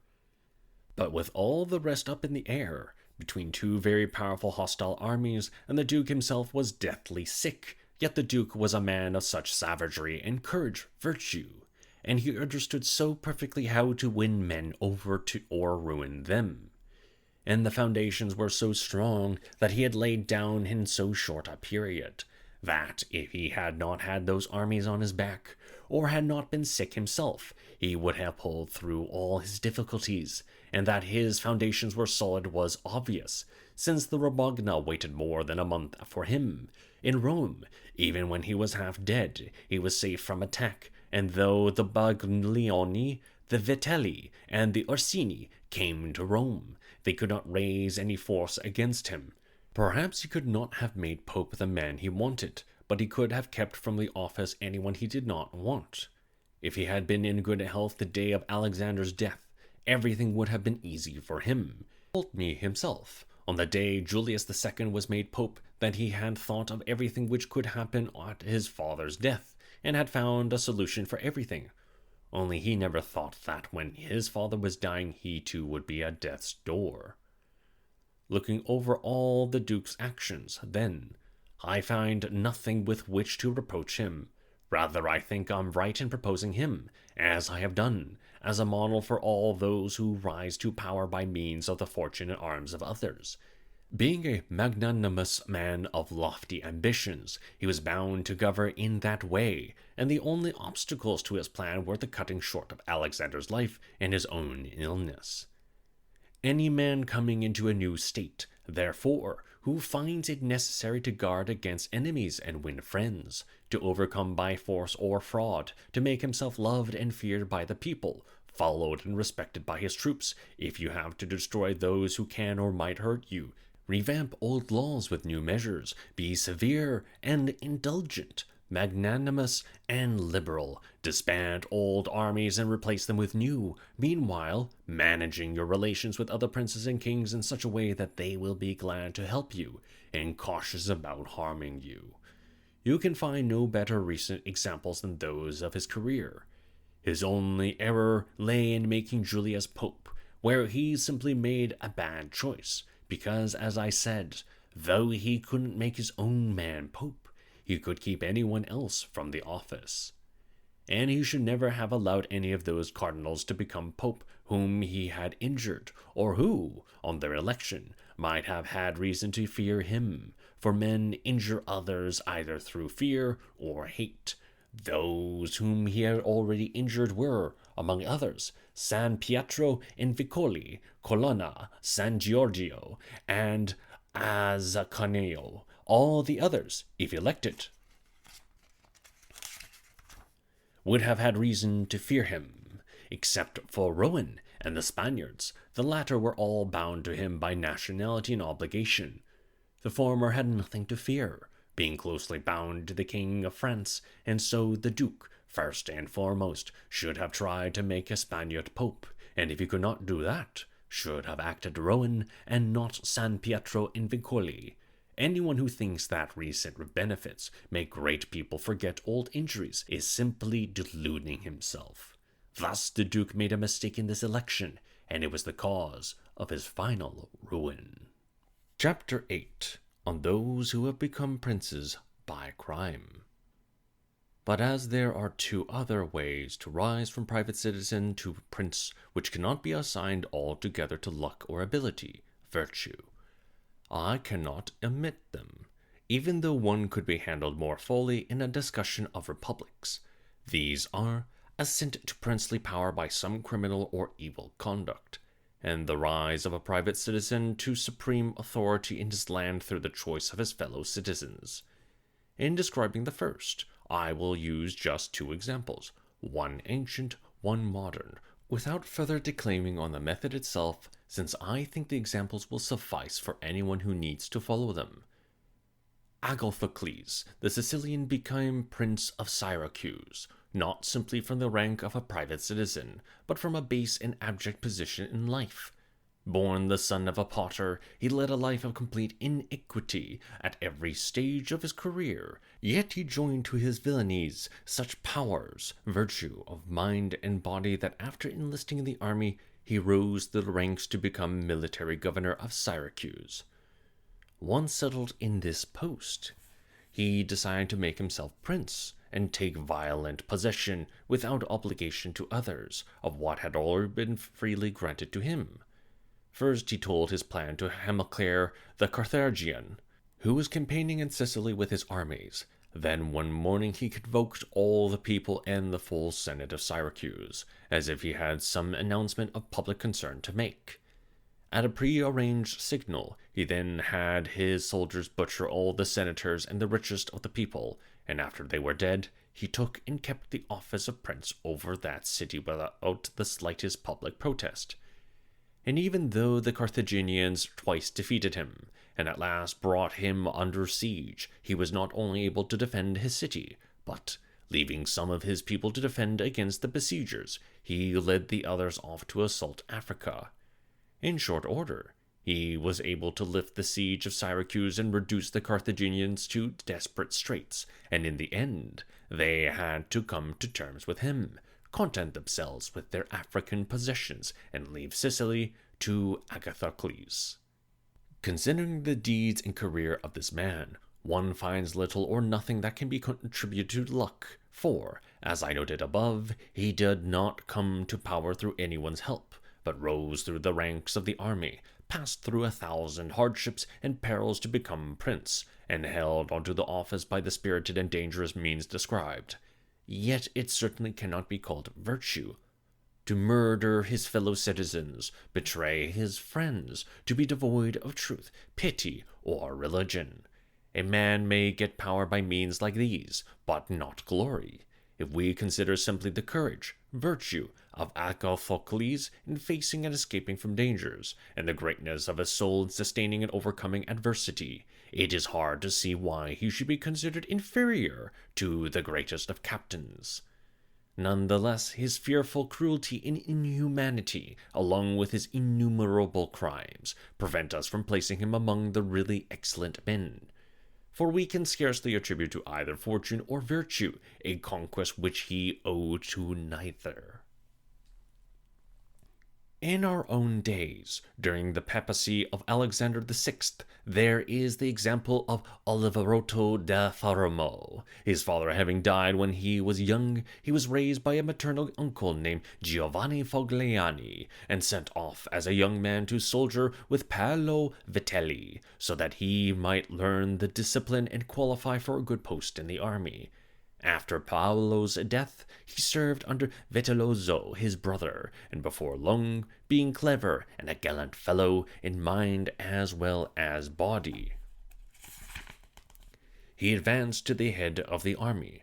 But as he considered it slavish to depend on others, he plotted with various citizens of Fermo, who preferred to see their native land enslaved rather than free, and they resolved, with Vitellozzo, help to capture Fermo. Therefore he wrote to Giovanni Fogliani, saying that as he had been away from home for several years, he would now like to see his uncle in his native town, in addition to looking over his estate there, and he added that since he had sought only honor and would like his fellow citizens to see that he hadn't altogether failed of it, he would like to make a state visit, and bring along 100 of his friends and followers on horseback. He hoped the people of Fermo would give them an honorable reception, one that would bring credit not only to Oliverotto, but to his former guardian, Giovanni. On his part, omitted no ceremony that would gratify his nephew. He persuaded the people of Fermo to receive him in high style, and took him into his own house. After he had been there a few days, and made all those secret preparations necessary for his crime, Oliverotto announced a splendid banquet to which he invited Giovanni Fogliani and all the most important men of Fermo. When the meal was finished, and the entertainments usual on such occasions were completed, Oliverotto deliberately raised certain grave topics, speaking of Alexander's greatness and that of Caesare, his son, and of all their undertakings. When Giovanni and the others ventured certain comments, he rose abruptly, saying that these were things to be discussed in a less public place, and he moved to another room, followed by Giovanni and the other citizens. No sooner were they all seated than soldiers appeared from secret places where they lay concealed. They killed Giovanni and all the rest. After this slaughter, Oliverotto mounted his horse, rode through the city, and blockaded the town council in their palace, terrorizing them into obedience and forcing them to form a government of which Oliverotto became chief. Once everyone was dead whose discontent might have been dangerous, he strengthened his position with new laws and regulations, to such effect that in the single year of his rule, he not only secured the city of Fermo, but became the terror of his neighbors. Getting rid of him would have been as hard as getting rid of Agathocles, if he hadn't let himself be tricked by Cesare Borgia when he trapped all the Orsini and Vitelli at Sinigalia, as described above. There he was taken, along with the others, just a year after he committed the parricide, and there, along with Vitellozzo, who had been a teacher, both of his craft virtue and of his crime, he was strangled. Somebody might wonder how it happened that Agathocles and others of his ilk, after they had committed so many acts of treachery and cruelty, could live long, secure lives in their native cities, defend themselves from foreign enemies, and never be conspired against by their fellow citizens. And yet many other princes were unable, because of their cruelty, to maintain their power, even in time of peace, not to speak of the troubled times of war. I believe this depends on whether the cruelty is used well or badly. Cruelty can be described as well used, if it is permissible to say good words about something evil in itself, when it is performed all at once, for reasons of self-preservation, and when the acts are not repeated after that, but rather are turned as much as possible to the advantage of the subjects. Cruelty is badly used when it is infrequent at first, but increases with time instead of diminishing. Those who use the first method may find some excuse before God and man for their state. As Agathocles did, the others cannot possibly stay in power. We may add this note that when a prince takes a new state, he should calculate the sum of all the injuries he will have to do, and do them all at once, so as not to have to do new ones every day, simply by not repeating them. He will be able to reassure people, and win them over to his side with benefits. Whoever believes otherwise, either through fearfulness or bad advice, must always keep his knife in hand. And he can never count on his subjects, because their fresh and recurring injuries keep them suspicious of him. In a word, Injuries should be committed all at once, because the less time there is to dwell on them, the less they offend. But benefits should be distributed very gradually, so the taste will last longer. Above all, a prince should live with his subjects on such terms that no accident, whether favorable or unfavorable, can force him to change his conduct. When misfortune strikes, harsh measures are too late, and the good things you do are not counted to your credit, because you seem to have acted under compulsion, and no one will thank you for that. Chapter 9. On the Civil Principate. Turning now to the other alternative. When a private citizen becomes a prince, not through crimes or other intolerable violence, but by the choice of his fellow citizens, and this may be called a civil princedom, success in which depends neither completely on skill, virtue, nor completely on fortune, but rather on a kind of lucky shrewdness. Let me say that one rises in such a state either by the favor of the people or by that of the nobles. In every city there are two different humors, one rising from the people's desires, not to be ordered and commanded by the nobles, and the other from the desire of the nobles to command and oppress the people. From these two different impulses we get one of three consequences, either the rule of a prince, or liberty, or license. The rule of a prince results either from the power of the people, or that of the nobles, depending on which has a chance to prevail. When the nobles see they cannot resist the people, they start to build up one of their own, and make him prince so that in the shadow of his power they can satisfy their own wants. In the same way, the people, when they see they cannot resist the nobles, build up one of their own, and make him prince to have his authority as a shield.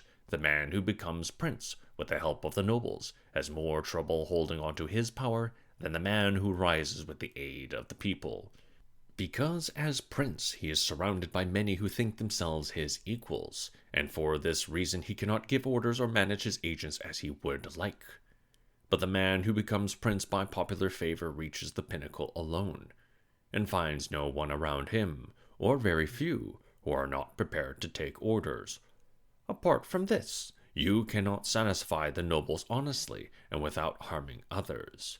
But you certainly can satisfy the people. In fact, the aim of the common people is more honest than that of the nobles, since the nobles who want to oppress others, while the people simply want not to be oppressed. Besides, a prince can never be sure of his position when the people are against him, because there are so many of them, but he knows where to find hostile nobles, because they are few. The worst thing a prince can expect from a hostile population is that they will abandon him. But hostile nobles may not only abandon him, but attack him directly. They are more far-sighted and shrewder, taking timely steps to protect themselves and ingratiate themselves with the man they expect to win. Besides, the prince must always live among the same people, but he can do very well without a particular set of noblemen, since it is in his power to make or unmake them every day, abolishing honors or creating them, just as he pleases. And to make this point clearer, let me say that noblemen can be seen as essentially of two sorts. Either they manage their affairs in such a way as to be entirely at your disposal, or they do not. Those who are devoted to you, and who are not greedy, you should honor and cherish. Those who are not devoted to you may again be seen in two ways. They may hold back from pusillanimity, an innate lack of spirit. Then you should make use of them, especially as counselors, since in times of prosperity they will hold you in honor, and in times of adversity there is no need to fear them. But when they deliberately refuse to commit themselves for reasons of ambition, that is a clear sign they are thinking more of themselves than of you. And the prince should beware of men like this, and fear them as if they were open enemies, because in times of adversity they will certainly join in trying to ruin him. Of course, a man who becomes prince through the goodwill of the people ought to keep them well disposed towards him, and this should not be hard, since all they ask is not to be oppressed. But even a man who becomes prince against the will of the people, with the aid of the nobles, should try above all things to win over the populace. He can do this quite easily by taking them under his protection, and because men, when they receive benefits from a prince whom they expected to harm them, are especially obliged to him, such a prince's subjects may feel more warmly towards him than if he had risen to power with their help. The prince can earn the goodwill of his subjects in many ways, but as they vary according to circumstances, I can give no fixed rules and will say nothing of them. One conclusion only can be drawn. The prince must have the people well disposed towards him. Otherwise, in times of adversity, there is no hope. Nabis, Prince of Sparta, held out against the attacks of all the rest of Greece and a Roman army that had always been victorious, defending his country and estate against them. And when danger threatened, they were very few Spartans against whom he had to protect himself. If he had had the people against him, his measures would never have sufficed, and let nobody pretend to answer me with that trite proverb that the man who builds on the people builds his house on mud. That may be true when a private citizen plants his foundations amid the people, and lets himself think that the people will come to his aid when he is in trouble with his enemies or the magistrates. In such a case one can easily find himself deluded, as happened in Rome with the Gracchi and in Florence with Messer Giorgio Scali. But if it is a prince who puts his trust in the people, one who knows how to command, who is a man of courage and does not lose his head in adversity, if he will make the necessary practical preparations and can rouse his people to action by his own example and orders, he will never find himself betrayed, and his foundations will prove to have been well laid. These principalities are generally in most danger when they are just passing from a civil to an absolute form of government. In such circumstances, a prince commands either in his own person or through the magistrates. In the latter case, his position is much weaker and more dangerous, because he depends entirely on the goodwill of those citizens who have been put in office. Especially in time of trouble, they can easily depose him, either by opposing him directly or by not obeying him, and the prince has no chance to seize absolute command once his rule is endangered, because citizen subjects who are used to obeying the magistrates will not take orders from him in times of crisis. At crucial moments, a prince always finds himself short of trustworthy men. This is why a prince should never count on what he sees in times of quiet, when the citizens find the state useful to them, and everyone pushes forward, making big promises and professing readiness to die for the prince, as long as death is far away. But when times are tough, when the state really needs its citizens, few are to be found, and a crisis of this sort is particularly dangerous, as a prince never experienced it a second time. Thus, a wise prince will think of ways to keep his citizens of every sort and under every circumstance dependent on the state, and on him, and then they will always be trustworthy. Chapter 10. How to measure the strength of any prince's state. There is one other consideration to bear in mind regarding these civil principates, that is, whether a prince is strong enough to stand on his own feet in case of need, or whether he is in constant need of help from others.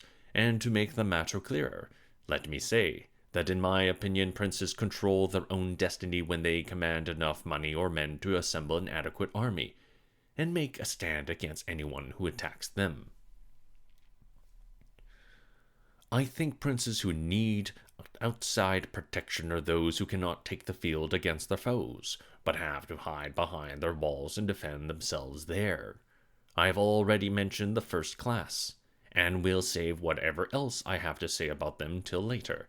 As for the others, all I can say is that they should keep their cities well fortified and well supplied, and pay no heed to the surrounding countryside. Whenever a man has fortified his city strongly, and has dealt with his subjects as I described above and will describe further below, people will be slow to attack him. Men are always wary of tasks that seem hard, and it can never seem easy to attack a prince whose city is in fine fettle, and whose people do not hate him. In Germany, the cities are perfectly free.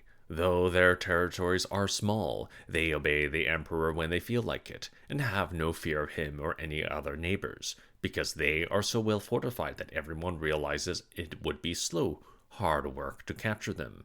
They all have moats and walls of good size, plenty of artillery, and in the public warehouses food, drink, and fuel for a full year, besides which, to keep the workers occupied without draining the public treasury, they always hold in reserve a year's supply of raw materials for the crafts which are the city's vital nerves. The industries by which the common people make a living. They also respect military training and have many ordinances to keep people active in this way.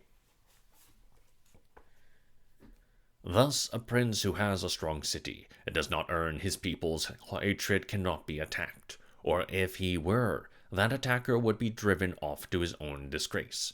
Because the way things keep changing in this world, it is almost impossible for a prince with his armies to devote an entire year to a siege, while doing nothing else. Maybe someone will object when the people see their possessions outside the walls being burnt up. They will get impatient. A long siege and their own self-interest will make them forget the prince. But to this I answer that a brave, strong prince will overcome all these problems, giving his subjects hope at one minute that the storm will soon pass, stirring them up at another moment to fear the enemy's cruelty, and on still other occasions restraining those who seem too rash.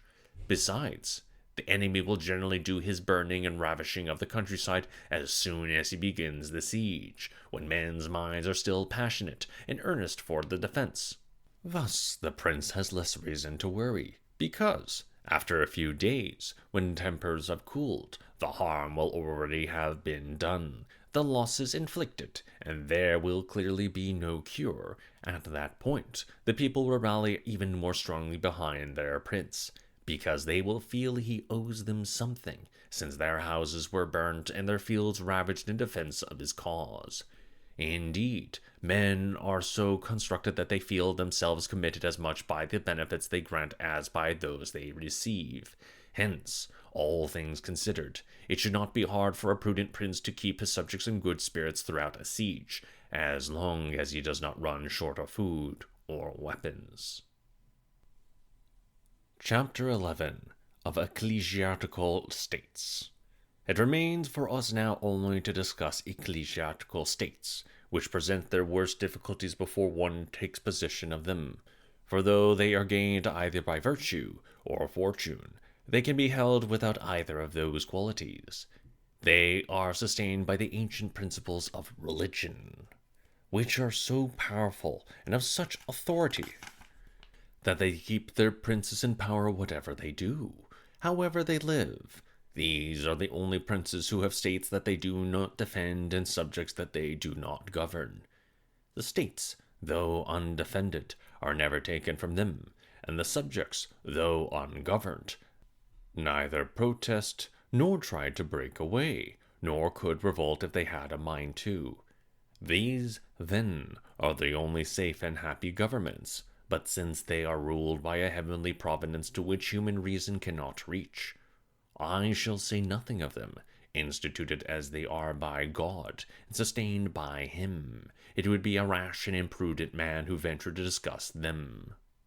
Still, someone might wonder how it happened that the church became so powerful, since before Alexander's time, the ruler of Italy, and not just those who were known as potentes, but every minor baron and lord down to the smallest, and little respect for its temporal power, yet now a king of France trembles before it, and the papacy was actually able to throw him out of Italy and ruin the Venetians at the same time, in view of which, well known though the events are, I do not think it superfluous to recall some of them to memory. Before Charles, King of France, came into Italy, this part of the world was divided between the Pope, the Venetians, the King of Naples, the Duke of Milan, and the Florentines. These rulers were bound to keep two principal ends in view. One, to ensure that no foreign armies entered Italy. The other, to ensure that none of the five became overly powerful. The two most to be feared were the Pope and the Venetians. To hold the Venetians in check, a union of all the others was required, such as was formed for the defense of Ferrara. And to keep the Pope down, the nobles of Rome were very useful. They were divided in two factions, the houses of Orsini and Colonna, which always had good reason to feel hostile toward one another, and thus stood armed to the teeth under the Pope's very nose, keeping him weak and impotent. Occasionally, no doubt, a Pope of courage came along, like Sixtus, but neither fortune nor wisdom could free him from this predicament. One reason for this was simply the shortness of papal lives, because in 10 years, which is all the average pope lives, he might barely put down one of the factions. But then when he had about to put down the Colonnas, for example, in would come another pope, hostile to the Orsini, and in raising one faction he would not have time to put down the other. For these reasons, the temporal power of the pope was little respected in Italy. Then Alexander VI was raised to the papacy, and he showed, more than any other pope that ever was, how much can be done in that office with money and arms. Using Duke Valentino as his instrument and the coming of the French as his occasion, he did all those things that I described above in talking of the Duke's actions. His intent, to be sure, was to aggrandize the Duke and not the Church. Still, what he did served the Church's end, and after his death, when the Duke was out of the way, the Church profited from his efforts. Pope Julius followed, and he found the Church in a flourishing estate, controlling the whole of the Romagna, with the Roman nobles crushed and the two factions beaten down by Alexander. What was more, he found handy ways of accumulating money that before Alexander had never been used. Julius not only followed his predecessor but pushed beyond him. He planned to take Bologna, crush the Venetians, and drive the French out of Italy. In fact, he accomplished all these things, and what is even more to his credit, he did them all for the benefit of the Church and not of any private individual. Moreover, he kept the Orsini and Colonna factions in the same lowly condition in which he found them, and though among these families one leader or another has since tried to stir things up, two things kept them quiet. One was the power of the Church, which awed them, and the other was that they had no cardinals, who start most of the quarrels between them. As long as they have cardinals, these factions will never be at ease. The churchmen stir up trouble, inside Rome as well as outside it, and then the barons have to back them up. Thus ambitious prelates inflame quarrels and tumults among the barons. These are the reasons why His Present Holiness Pope Leo has found the papacy so strong, and we may hope that as his predecessors made it great by force of arms, he, by his generosity and countless other talents, will make it even greater and more to be revered. Chapter 12. On different kinds of troops, especially mercenaries. Now that I have described in detail the nature of the various states that are my topic, now that I have considered some of the reasons for their prosperity and decline, and have shown how they have often been won and held, I must discuss in general the offensive and defensive actions that princes may be called on to undertake. I said before that a prince must lay strong foundations, otherwise he is bound to come to grief. The chief foundations on which all states rest, whether they are new, old, or mixed, are good laws and good arms, and since there cannot be good laws where there are not good arms, and where there are good arms, there are bound to be good laws, I shall set aside the topic of laws, and talk about arms.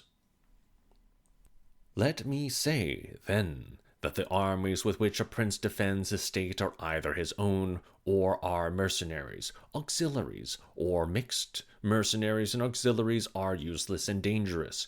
Any man who founds his state on mercenaries can never be safe or secure, because they are disunited, ambitious, undisciplined, and untrustworthy. Bold fellows among their friends, but cowardly in the face of the enemy. They have no fear of God, nor loyalty to men. They will protect you from ruin only as long as nobody assaults you.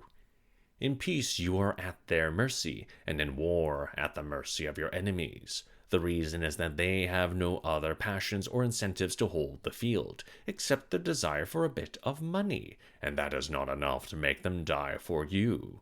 They are all eagerness to be your soldiers as long as you are not waging war. When war breaks out, they either turn tail or disappear, and this should not be hard to believe, because the present ruin of Italy is caused by nothing else than its having trusted for so long to mercenary armies. For some individuals they were indeed useful, and they seemed fierce enough when they had only one another to fight. But when outsiders appeared, they showed themselves for what they were. For this reason Charles of France was allowed to take Italy with chalk, and the man who said our sins were the cause of our defeats said the truth. But they were not the sins he thought. They were those I described, and because princes committed them, princes have suffered for them. To demonstrate further the ill effect of these troops, let me say that either mercenary leaders are skilled soldiers, or they are not. If they are, they cannot be trusted, because they will always be trying to increase their own authority, either by attacking you, their employer, or by oppressing people with whom they have no quarrel. But if your mercenary is not a brave, virtuoso leader, he will ruin you with his incompetence. And if you object that any leader may do this, whether mercenary or not, my answer is that armies are controlled by either a prince or a republic. The prince should go to war in his own person and assume the captain's post. The republic has to send its citizens. When one of those it sends does not prove a valiant leader, it must change him. When he does well, it must check him with laws to keep him in line. Experience teaches that independent princes and well-armed republics accomplish great things. But mercenary armies do nothing but lose, and a republic with its own armies holds out longer against the tyranny of one of its citizens than does a republic with foreign armies. For many centuries, the Romans and the Spartans were well-armed and free. The Swiss are heavily armed and live in the greatest freedom. The Carthaginians are an example from antiquity of a people who used mercenary armies, even though they had Carthaginian leaders. Those armies nearly overran the city after the first war with the Romans. After the death of Epaminondas, the Thebans appointed Philip of Macedon head of their armies. He won a victory for them and took away their liberty. After the death of Duke Philip, the Milanese used Francesco Sforza against the Venetians. After he had beaten the enemy at Caravaggio, he joined with them to put down the Milanese, his employers. When Sforza, his father, was soldiering for Queen Joanna of Naples, he deliberately left her unprotected on one occasion, so that, to keep from losing her kingdom, she was forced to throw herself on the mercies of the King of Aragon. No doubt the Venetians and the Florentines have recently increased their empires by means of mercenary armies, the leaders of which did not make themselves princes, but defended their employers. But I answer that the Florentines were just lucky in this matter, because the good leaders whom they might have had to fear sometimes were not victorious, sometimes had rivals, and sometimes turned their ambitions elsewhere. Giovanni Acuto was not victorious, and for that reason we cannot tell how he would have kept his word. But everyone concedes that if he had won a victory, the Florentines would have been at his mercy. Sforza always had the Braccio crowd as his rivals, and they kept an eye on one another. Francesco turned his ambition against Lombardy, while Braccio went against the church in the kingdom of Naples. But let us turn to events of recent history. The Florentines made Paolo Vitelli their military leader. He was a very shrewd man who had risen from private life to a position of the greatest renown. If he had taken Pisa, there is no denying that the Florentines would have had to stick with him, since if he had taken service with our enemies, their cause would have become hopeless, and as long as they kept him, they had to obey him. As for the Venetians, if we consider their career, we will see that they made steady, splendid progress with their own people. before they began to fight on land, using their own gentry and armed populace. They campaigned very successfully, virtuosamente, but when they began to fight on land, they abandoned these good customs, virtue, and began to follow the military traditions of Italy. When they first began to expand on land, because their country was still small and their reputation great, they had no special need to fear their captains. But as they expanded in power under the leadership of Caramagnola, they got a sniff of their danger. They knew he was a man of great ability, and recalled that under his leadership they had beaten the Duke of Milan. On the other hand, they saw that he was cooling in his conduct of the war. Thus they judged that they could not win the war with him, because he did not want to win. Yet they could not dismiss him either, for fear of losing what they had won. So, finally, to be sure of him, they had to have him murdered. Thereafter they had as their captains Bartolomeo di Borgiamao, Roberto di San Severino, the Count of Pitigliano, and such like, men who gave them more reason to worry over losses than gains. That happened shortly at Vela, where in a single day they lost everything that their incessant labors over 800 years had earned them. Armies of this mercenary sort make only slow, weak, late conquests. Their losses are sudden, amazing. As these examples have all brought me to the consideration of Italy, which for many years has been controlled by mercenary armies, I would like to look into the backgrounds, so that when we have seen the origin and progress of this warfare, we can take steps to change it. I must explain, then, that when the empire began to lose its hold on Italy, and the Pope's temporal power began to increase, Italy was divided into several states.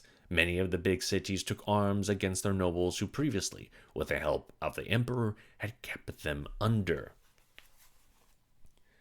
The church favored these risings as a way of increasing its temporal power, and thus private citizens became princes in many cities. Thus almost all Italy came into the hands of the church and of a few republics, and since neither priests nor ordinary citizens know much about military matters, they began to hire foreigners. The first to bring this sort of soldiering into reputation was Alberigo da Conio from the Romagna. Among those trained in his school were Braccio and Sforza, who in their day were arbiters of Italy. After them came the whole crew, and the result of their prowess, virtue, has been that Italy has been overrun by Charles, sacked by Louis, raped by Ferdinand, and disgraced by the Swiss. Their policy was, first of all, to raise their own reputation by diminishing that of the infantry. They did this because they had no estates or native lands, but lived on salaries. A few infantry would have given them little prestige, and a large number they could never have supported. So they limited themselves to cavalry, a moderate number of which could give them both strength and high repute. And before long, they had so arranged things that in an army of 20,000 soldiers, not 2,000 infantrymen were to be found. Besides, they went to great lengths to avoid disturbing themselves or their soldiers with work or danger, never killing one another in skirmishes, but only taking one another prisoner and never asking any ransom. They never attacked a fortification at night, and the besieged never counterattacked. Around their camps they built neither palisades nor ditches, and they never campaigned in winter. All these things were permitted by the rules of their warfare, and deliberately contrived, in order to avoid work and danger, as we said, so that they have brought Italy to a state of slavery and contempt. Chapter 13. On Auxiliary Troops, Mixed Troops, and Your Own Troops. Armies of auxiliaries, the other useless sort, are the kind that come when you ask a powerful neighbor to help with his soldiers in your defense.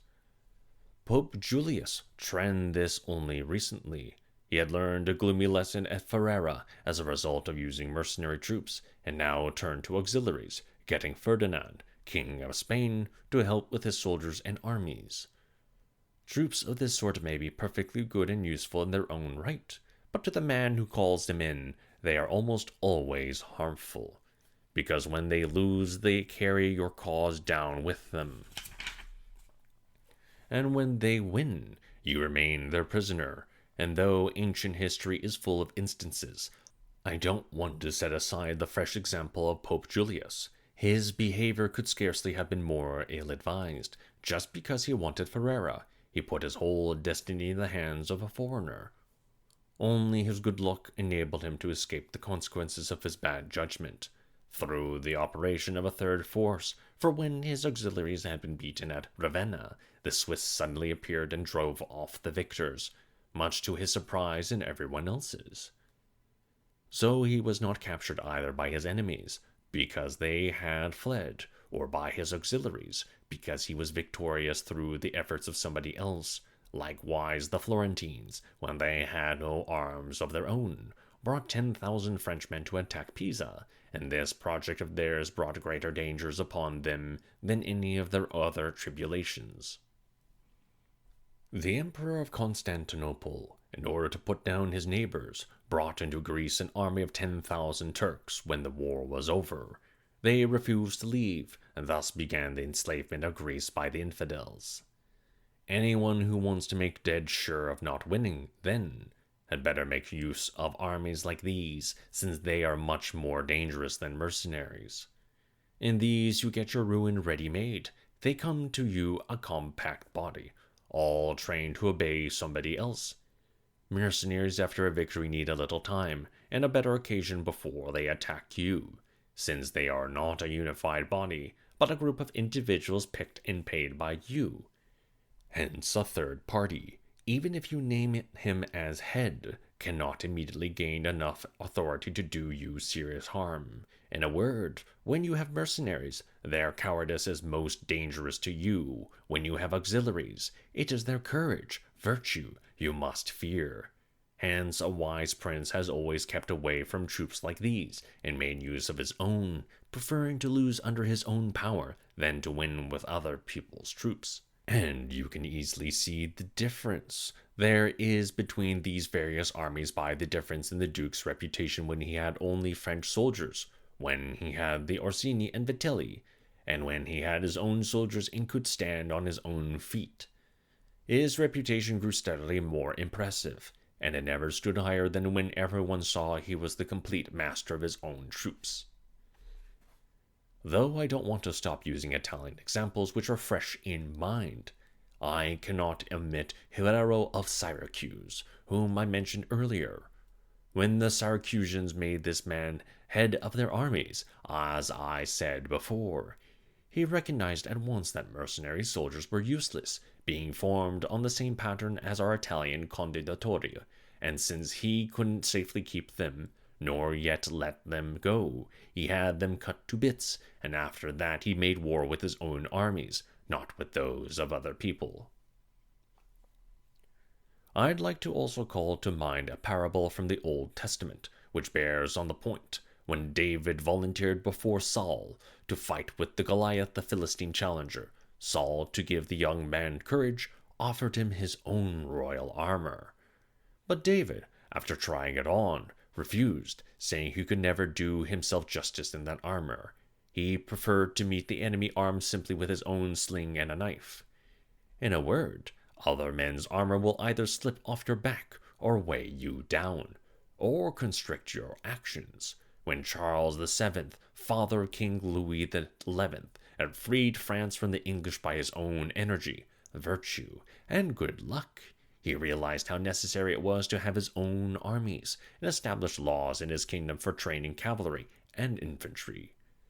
But afterwards his son, King Louis, gave up the infantry and began to hire Swiss. That mistake was followed by others, and brought the country into the dangers which we can now observe. By giving the Swiss a great reputation, he lowered that of his own armies. He abolished all his own infantry, and forced his cavalry into dependence on outsiders, for when they became accustomed to fight with the help of Swiss infantry, they began to suppose they could not win without them, and now the French are no longer strong enough to oppose the Swiss. While without Swiss in their ranks, they cannot stand up to anyone else. Thus the French armies have become mixed, part mercenary and part native troops. Taken all in all, these troops are much better than mere auxiliaries or mere mercenaries, but they are much inferior to armies of one's own people. The example already given will suffice. The kingdom of France would be invincible if the laws of Charles had been kept in force or strengthened. But short-sighted men undertake policies for their immediate advantage, paying no heed to the slow poison hidden within them. As I said before regarding consumptive fevers, so a prince who does not recognize the evils of a state the minute they are born is not really wise.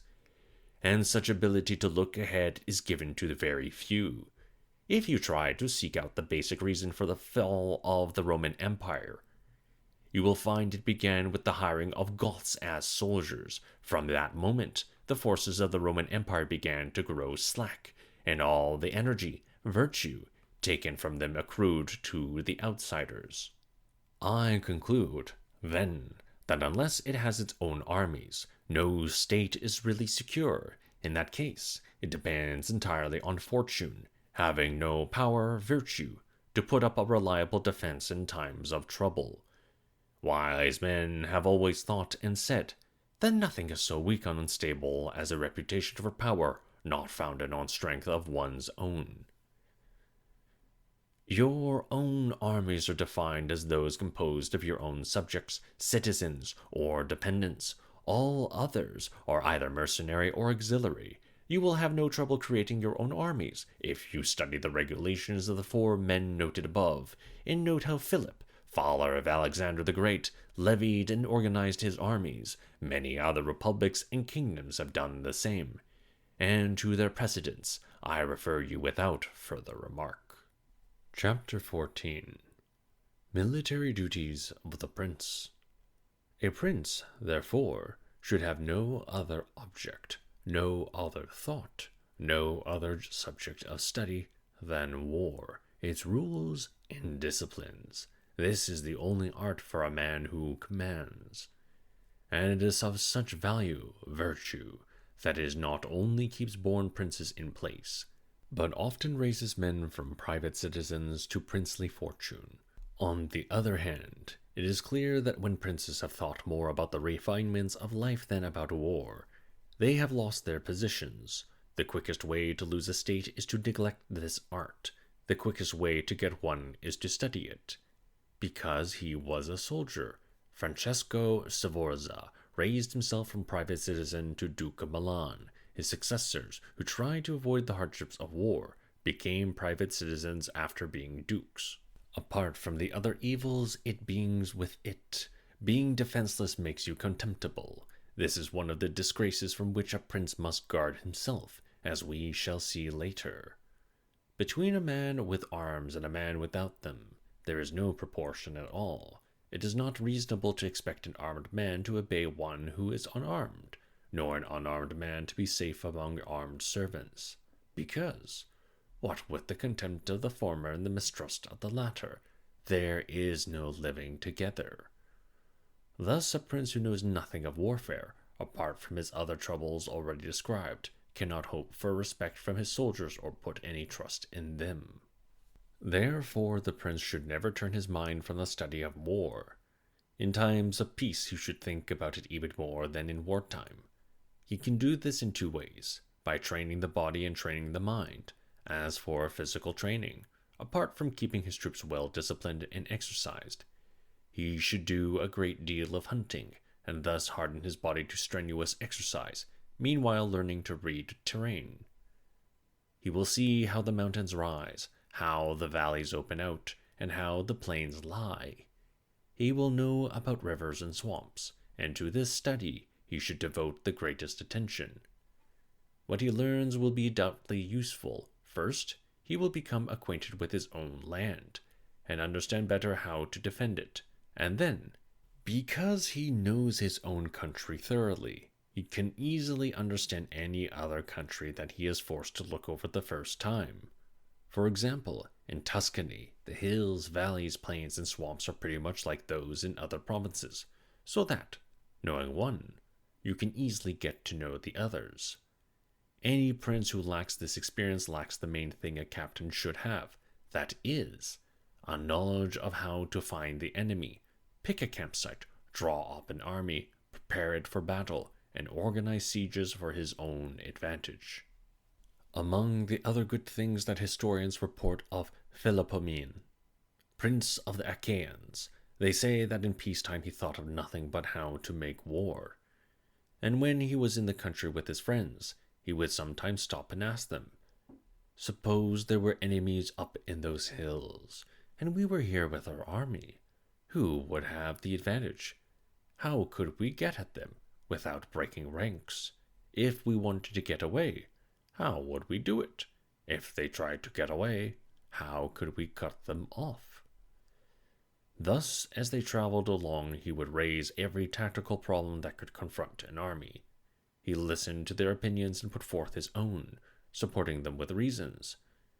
As a result of this constant practice, no unexpected difficulty could ever arise when he was at the head of his army, for which he did not have a ready remedy. As for exercising the mind, a prince should read history and reflect on the actions of great men. He can see how they carried themselves during their wars, and study what made them win, what made them lose, so that he can imitate their successes and avoid their defeats. Above all, he should do as great men have done before him, and take as a model for his conduct some great historical figure who achieved the highest praise and glory by constantly holding before himself the deeds and achievements of a predecessor. They say Alexander the Great imitated Achilles, Caesar imitated Alexander, and Scipio imitated Cyrus. Anyone who read Xenophon's Life of Cyrus must realize how closely Scipio modeled himself on Cyrus, how much that imitation contributed to his glory, and how closely he conformed in temperance, affability, humanity, and liberality to the things that Xenophon wrote about Cyrus. Such are the rules that a wise prince should observe. He must never idle away his days of peace, but vigorously make capital that will pay off in times of adversity. Thus, when fortune changes, it will find him in a position to resist. Chapter 15. On the reasons why men are praised or blamed, especially princes. It remains now to be seen what style and principles a prince ought to adopt in dealing with his subjects and friends. I know the subject has been treated frequently before, and I fear people will think me rash for trying to do so again, especially since I intended to defer in the discussion from what others have said. But since I intend to write something useful to an understanding reader, it seemed better to go after the real truth of the matter than to repeat what people have imagined. A great many men have imagined states and princedoms such as nobody ever saw or knew in the real world. And there's such a difference between the way we really live and the way we ought to live that the man who neglects the real to study the ideal will learn how to accomplish his ruin, not his salvation. Any man who tries to be good all the time is bound to come to ruin among the great numbers who are not good. Hence, a prince who wants to keep his authority must learn how not to be good, and use that knowledge, or refrain from using it, as necessity requires. Putting aside, then, all the imaginary things that are said about princes and getting down to the truth, let me say that whenever men are discussed, and especially princes because they are prominent, there are certain qualities that bring them either praise or blame. Thus some are considered generous, others stingy. I use a Tuscan term, since greedy in our speech means a man who wants to take other people's goods. We call a man stingy who clings to his own. Some are givers, others grabbers, some cruel, others humane. One man is treacherous, another faithful. One is feeble and effeminate, another fierce and spirited. One modest, another proud. One lustful, another chaste, one straightforward, another sly, one harsh, another gentle, one serious, another playful, one religious, another skeptical, and so on. I know everyone will agree that among these many qualities, a prince certainly ought to have all those that are considered good. But since it is impossible to have and exercise them all, because the conditions of human life simply do not allow it, a prince must be shrewd enough to avoid the public disgrace of those vices that would lose him his state. If he possibly can, he should also guard against vices that will not lose him his state. But if he cannot prevent them, he should not be too worried about indulging them. And furthermore, he should not be too worried about incurring blame for any vice without which he would find it hard to save his state. For if you look at matters carefully, you will see that something resembling virtue, if you follow it, may be your ruin, while something else resembling vice will lead, if you follow it, to your security and well-being. Chapter 16. On Liberality and Stinginess. Let me begin, then, with the first of the qualities mentioned above, by saying that a reputation for liberality is doubtless very fine, but the generosity that earns you that reputation can do you great harm. For if you exercise your generosity in a really virtuous way, virtuosamente, as you should, nobody will know of it, and you cannot escape the odium of the opposite vice. Hence, if you wish to be widely known as a generous man, you must seize every opportunity to make a big display of your giving. A prince of this character is bound to use up his entire revenue in works of ostentation. In the end, if he wants to keep a name for generosity, he will have to load his people with exorbitant taxes and squeeze money out of them in every way he can. This is the first step in making him odious to his subjects, for when he is poor, nobody will respect him. Then, when his generosity has angered many and brought rewards to a few, the slightest difficulty will trouble him, and at the first approach of danger, down he goes. If by chance he foresees this, and tries to change his ways, he will immediately be labeled a miser. Since a prince cannot use this virtue of liberality in such a way as to become known for it unless he harms his own security, he will not mind, if he judges prudently of things, being known as a miser.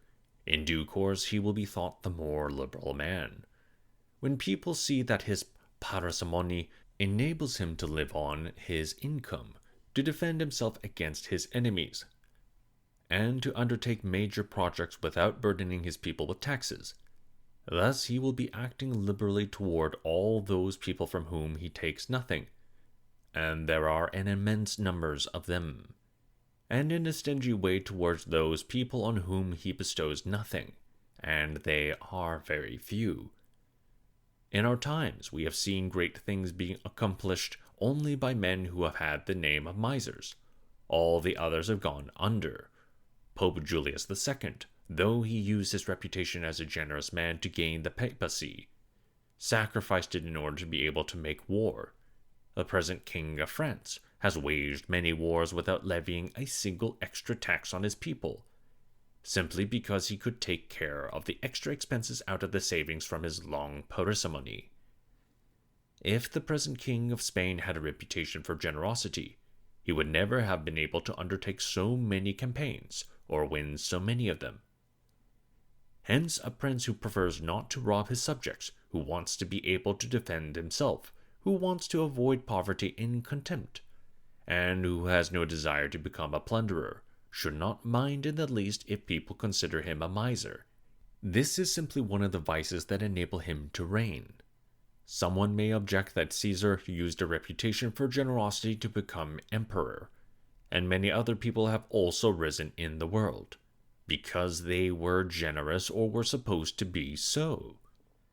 Well, I answer, either you are a prince already, or you are in the process of becoming one. In the first case, this reputation for generosity is harmful to you. In the second case, it is very necessary.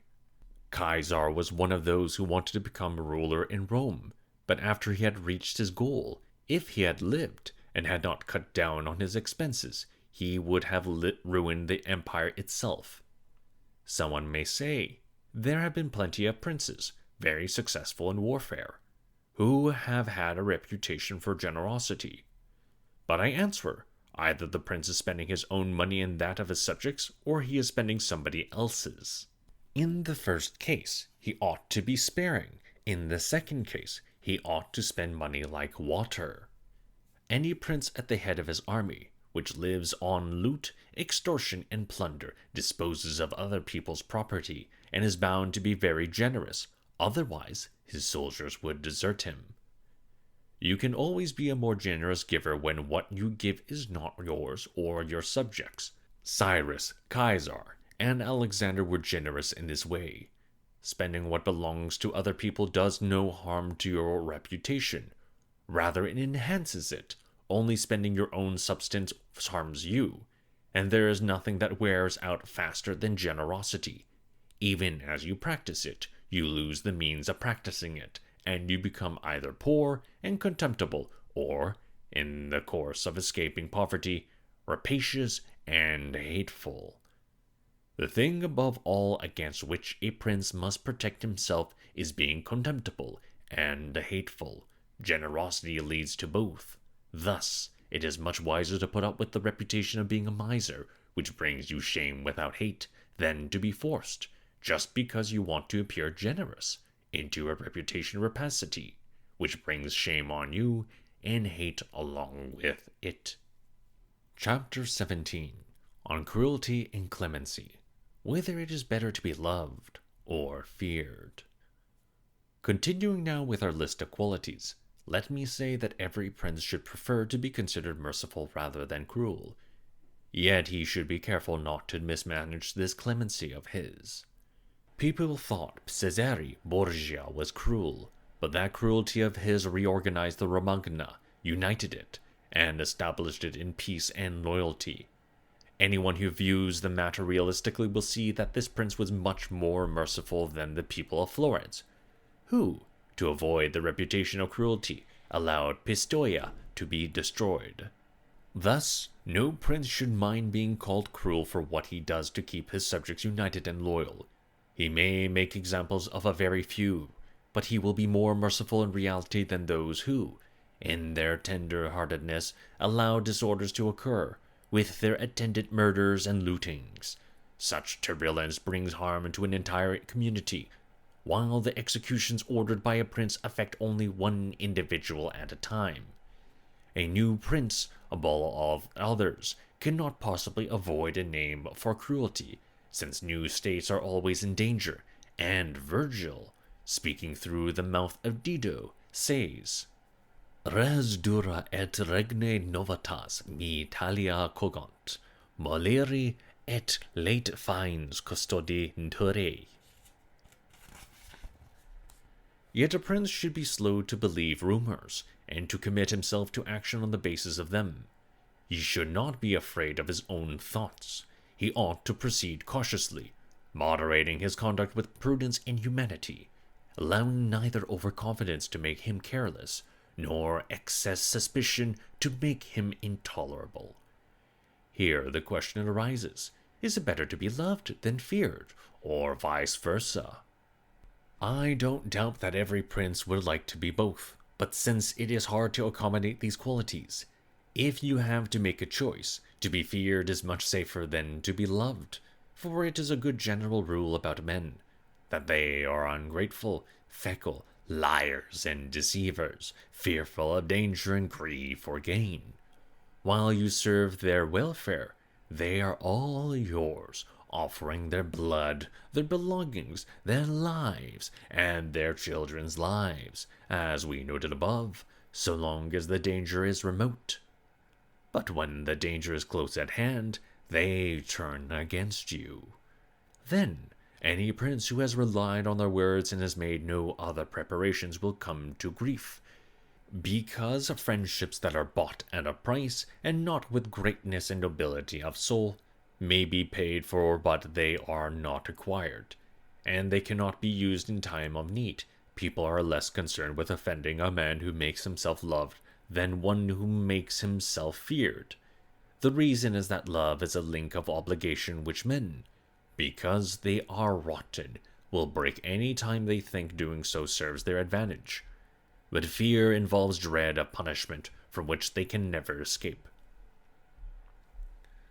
Still, a prince should make himself feared in such a way that, even if he gets no love, he gets no hate either, because it is perfectly possible to be feared and not hated. And this will be the result if only the prince will keep his hands off the property of his subjects or citizens and off their women. When he does have to shed blood, he should be sure to have a strong justification and manifest cause. But above all, he should not confiscate people's property, because men are quicker to forget the death of a father than the loss of patrimony. Besides, pretexts for confiscation are always plentiful. It never fails that a prince who starts to live by plunder can find reasons to rob someone else. Excuses for proceeding against someone's life are much rarer and quickly exhausted. But a prince at the head of his armies and commanding a multitude of soldiers should not care a bit if he is considered cruel. Without such a reputation, he could never hold his army together and ready for action. Among the marvelous deeds of Hannibal, this was prime, that, having an immense army, which included men of many different races and nations, and which he led to battle in distant countries, he never allowed them to fight among themselves or to rise against him, whether his fortune was good or bad.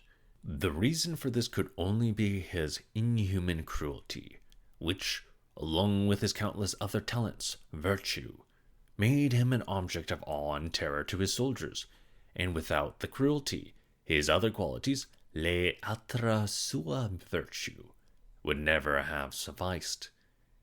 The historians who pass snap judgments on these matters admire his accomplishments, and at the same time condemn the cruelty which was their main cause.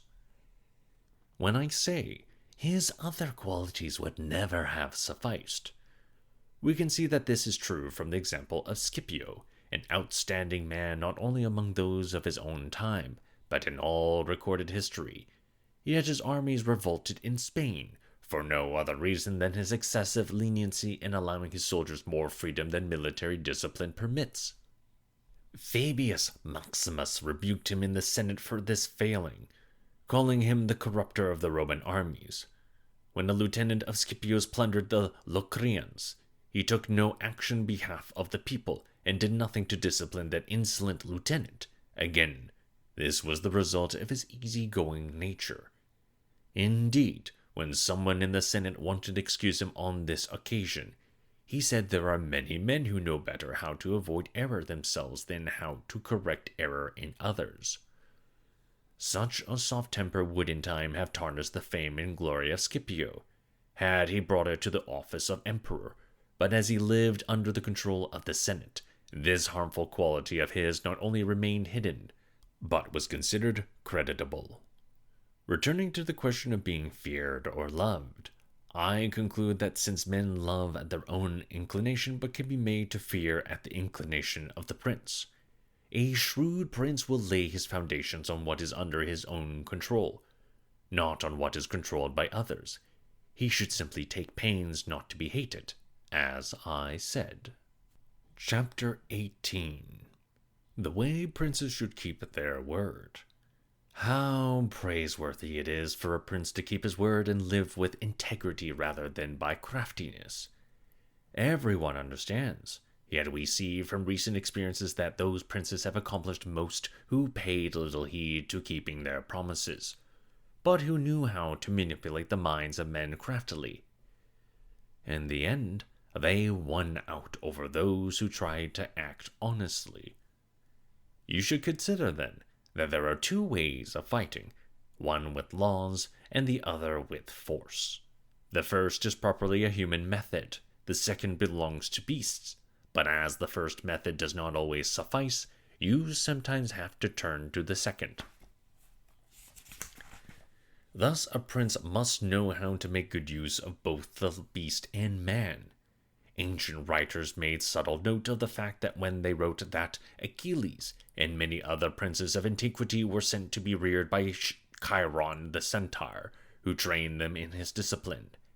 Having a teacher who is half man and half beast can only mean that a prince must know how to use both these two natures, and that one without the other has no lasting effect. Since a prince must know how to use the character of beasts, he should pick for imitation the fox and the lion.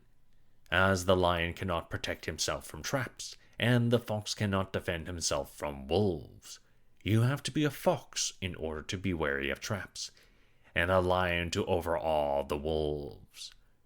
Those who try to live by the lion alone are badly mistaken. Thus, a prudent prince cannot and should not keep his words when to do so would go against his interest, or when the reasons that made him pledge it no longer apply. Doubtless, if all men were good, this rule would be bad, but since they are a sad lot and keep no faith with you, you in your turn are under no obligation to keep it with them. Besides, a prince will never lack for legitimate excuses to explain away his breaches of faith. Modern history will furnish innumerable examples of this behavior, showing how many treaties and promises have been made null and void by the faithlessness of princes, and how the man succeeded best who knew best how to play the fox. But it is necessary in playing this part that you conceal it carefully. You must be a great liar and hypocrite. Men are so simple of mind, and so much dominated by their immediate needs, that a deceitful man will always find plenty who are ready to be deceived. One of many recent examples calls for mention. Alexander VI never did anything else, never had another thought, except to deceive men, and he always found fresh material to work on. Never was there a man more convincing than in his assertions, who sealed his promises with more solemn oaths, and who observed them less. Yet his deceptions were always successful, because he knew exactly how to manage this sort of business. In actual fact, a prince may not have all the admirable qualities listed above, but it is very necessary that he should seem to have them. Indeed, I will venture to say that when you have them and exercise them all the time, they are harmful to you. When you just seem to have them, they are useful. It is good to appear merciful, truthful, humane, sincere, and religious. It is good to be so in reality. But you must keep your mind so disposed that, in case of need, you can turn to the exact contrary. This has to be understood. A prince, and especially a new prince, cannot possibly exercise all those virtues for which men are called good. To preserve the state, he often has to do things against his word, against charity, against humanity, against religion. Thus he has to have a mind ready to shift as the winds of fortune and the varying circumstances of life may dictate. And as I said above, he should not depart from the good if he can hold to it, but he should be ready to enter on evil if he has to. Hence a prince should take great care never to drop a word that does not seem imbued with the 5 good qualities noted above. To anyone who sees or hears him, he should appear all compassion, all honor, all humanity, all integrity, all religion. Nothing is more necessary than to seem to have this last virtue. Men in general judge more by the sense of sight than by the sense of touch, because everyone can see, but only a few can test by feeling. Everyone sees what you seem to be. Few know what you really are, and those few do not dare take a stand against the general opinion, supported by the majesty of the government, in the actions of all men, and especially of princes who are not subject to a court of appeal. We must always look to the end. Let a prince, therefore, win victories and uphold his state, his methods will always be considered worthy, and everyone will praise them. Because the masses are always impressed by the superficial appearance of things, and by the outcome of an enterprise. And the world consists of nothing but the masses. The few have no influence when the many feel secure. A certain prince of our own time, whom it is just as well not to name, preaches nothing but peace and mutual trust. Yet he is the determined enemy of both, and if on several different occasions he had observed either, he would have lost both his reputation and his throne. Chapter 19.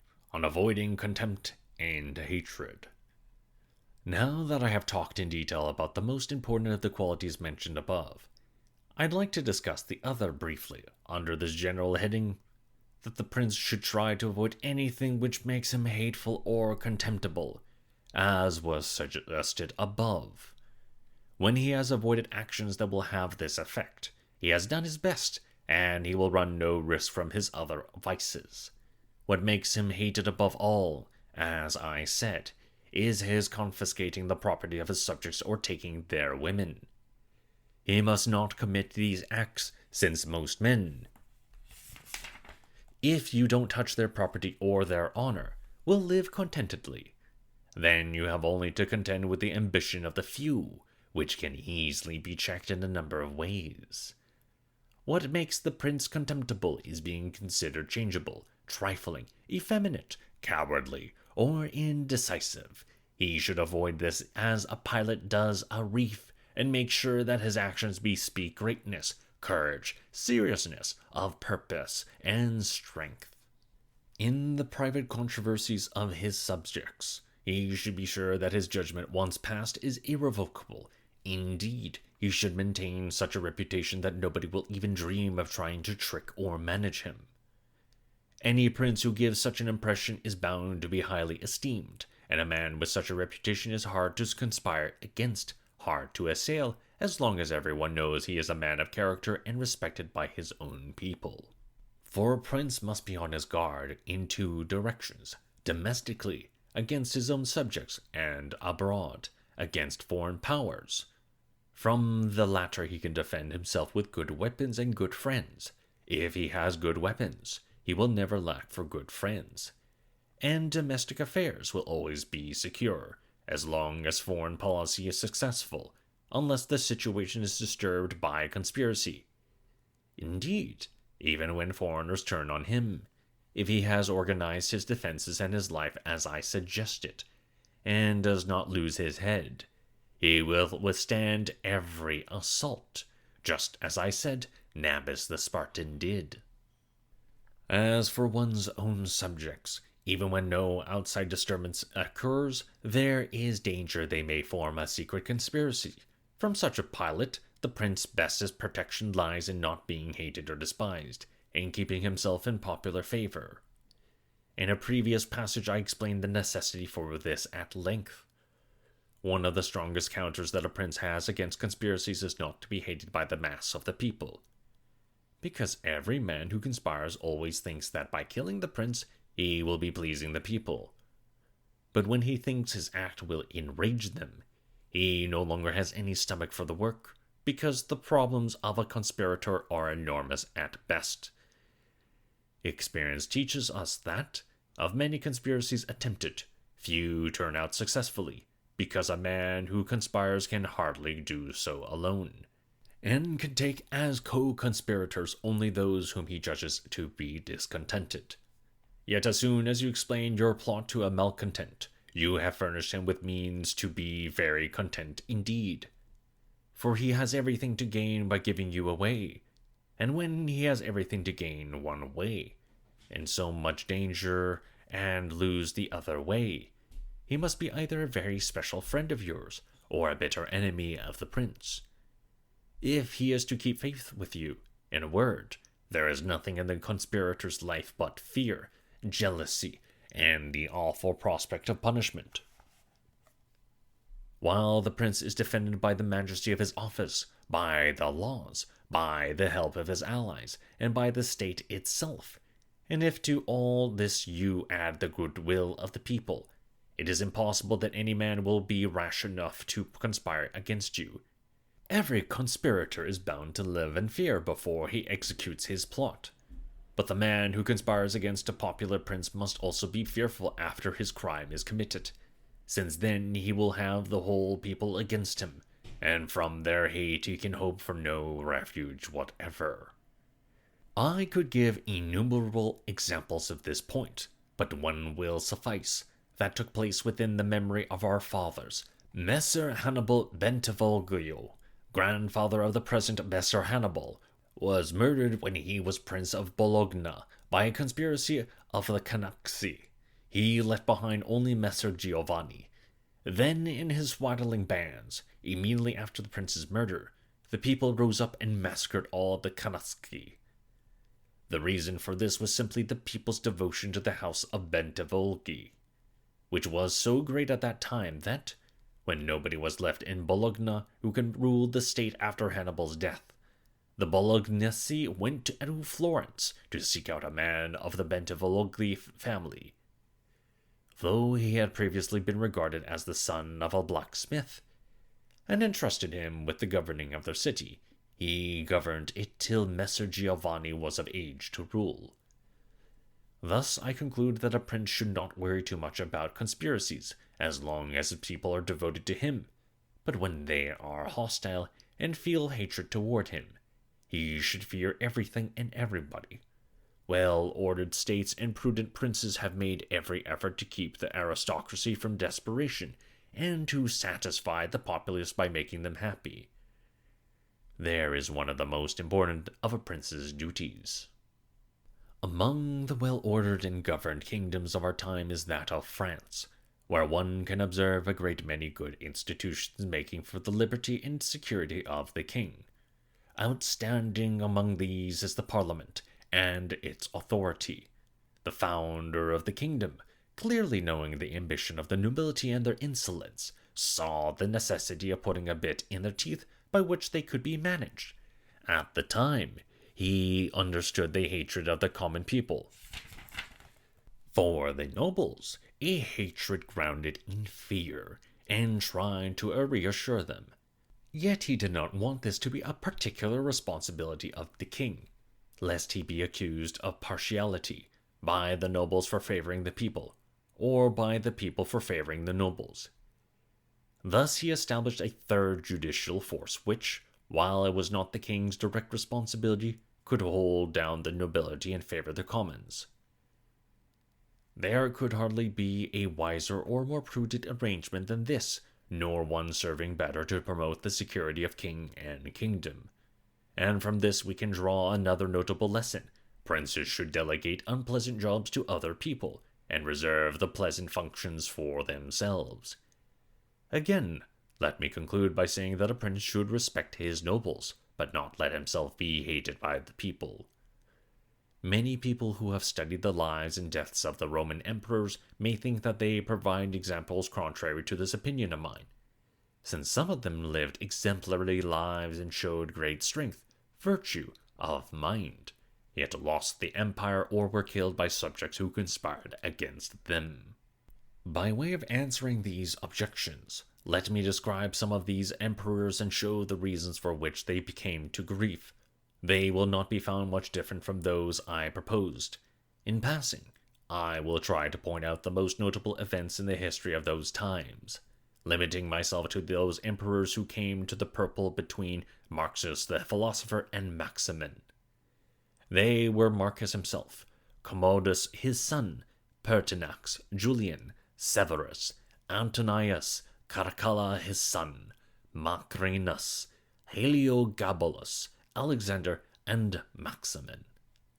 Now the first thing to note is that, unlike other princes who had to contend only with the ambition of nobles and the insolence of the people, the Roman emperors had a third difficulty.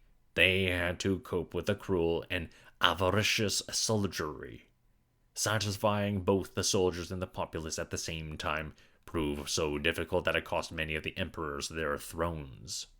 For the people generally wanted quiet, and thus were pleased with unambitious princes, while the soldiers loved a prince of warlike spirit, who was domineering, greedy, and cruel.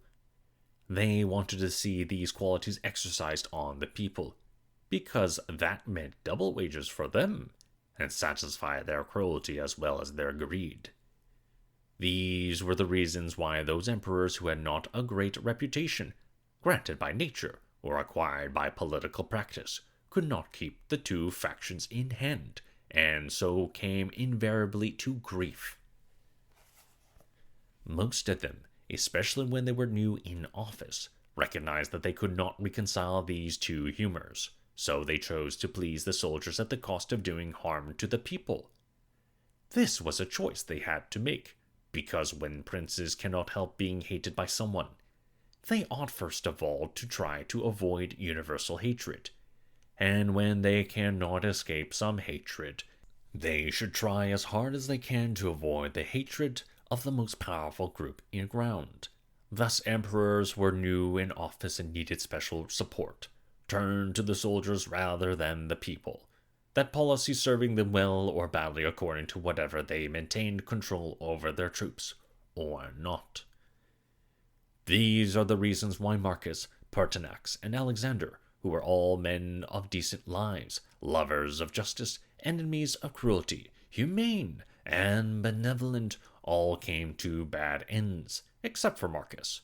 Marcus alone lived and died in the highest honor, because he came to the purple by the law of heredity, and had nobody to thank for it, either soldiers or people, besides his many virtues, which made him an object of reverence to all, enabled him to keep both factions within bounds as long as he lived. And he was never hated or despised, but Pertinax was created emperor against the will of the army. The soldiers were accustomed to a licentious life under Commodus, and could not endure the honest life towards which Pertinax tried to direct them. In this way he made himself hated, and to hate was added contempt because he was old, and this ruined him at the very beginning of his administration. And here it should be noted that hatred may be earned by doing good, just as much as by doing evil, and so, as I said above, a prince who wants to keep his state is often bound to do what is not good, because when the group is corrupt whose support you think you need, whether the people or the army or the nobility, then you have to follow their humors to satisfy them, and in that case, good deeds are harmful to you. But let us now consider Alexander, who was such a good man that, among his other praises, this one is recorded, that in the 14 years of his reign, no man was ever put to death by his orders without a trial. Yet, being considered effeminate and under his mother's thumb, he fell into contempt. The army conspired against him and murdered him. Turning now for contrast to the Emperor Commodus, Severus, Antonius Caracalla, and Maximin, you will find that they were extremely cruel and rapacious men to satisfy their soldiers. They condoned every sort of lawlessness against the people, and yet they all came to a wretched end, except for Severus. The reason was that Severus was a man of such character, tanta virtue, that, by keeping the soldiers friendly to him, and oppressing the people, he was able to reign in prosperity all his life long. His talents, virtue, made him so remarkable in the eyes of the people as well as the soldiery, that the former remained awestruck and appeased, the latter astonished and abashed. And since his actions were so striking and worthy of study by a new prince, I would like to show in brief what good use he made of the fox and the lion, which are the two natures that I said above must be simulated by a successful prince. When Severus realized that the Emperor Julian was a weakling, he persuaded the army he was leading in Sclavonia that it was a good idea to go to Rome in order to avenge the death of Pertinax, who had been killed by the Praetorian guards.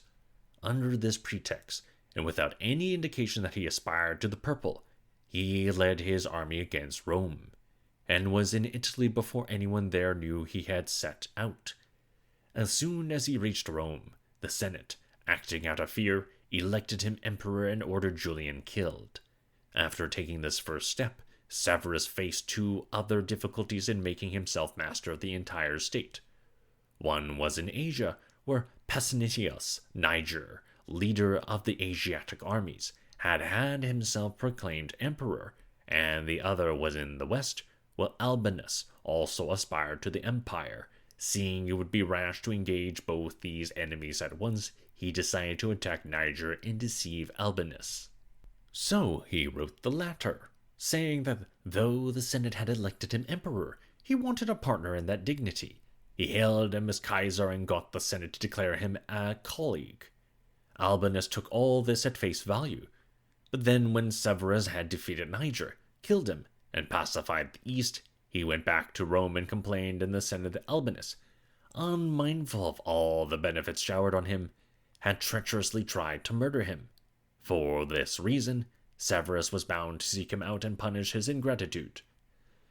Whereupon, he hunted him down in France, deprived him of his authority, and took his life.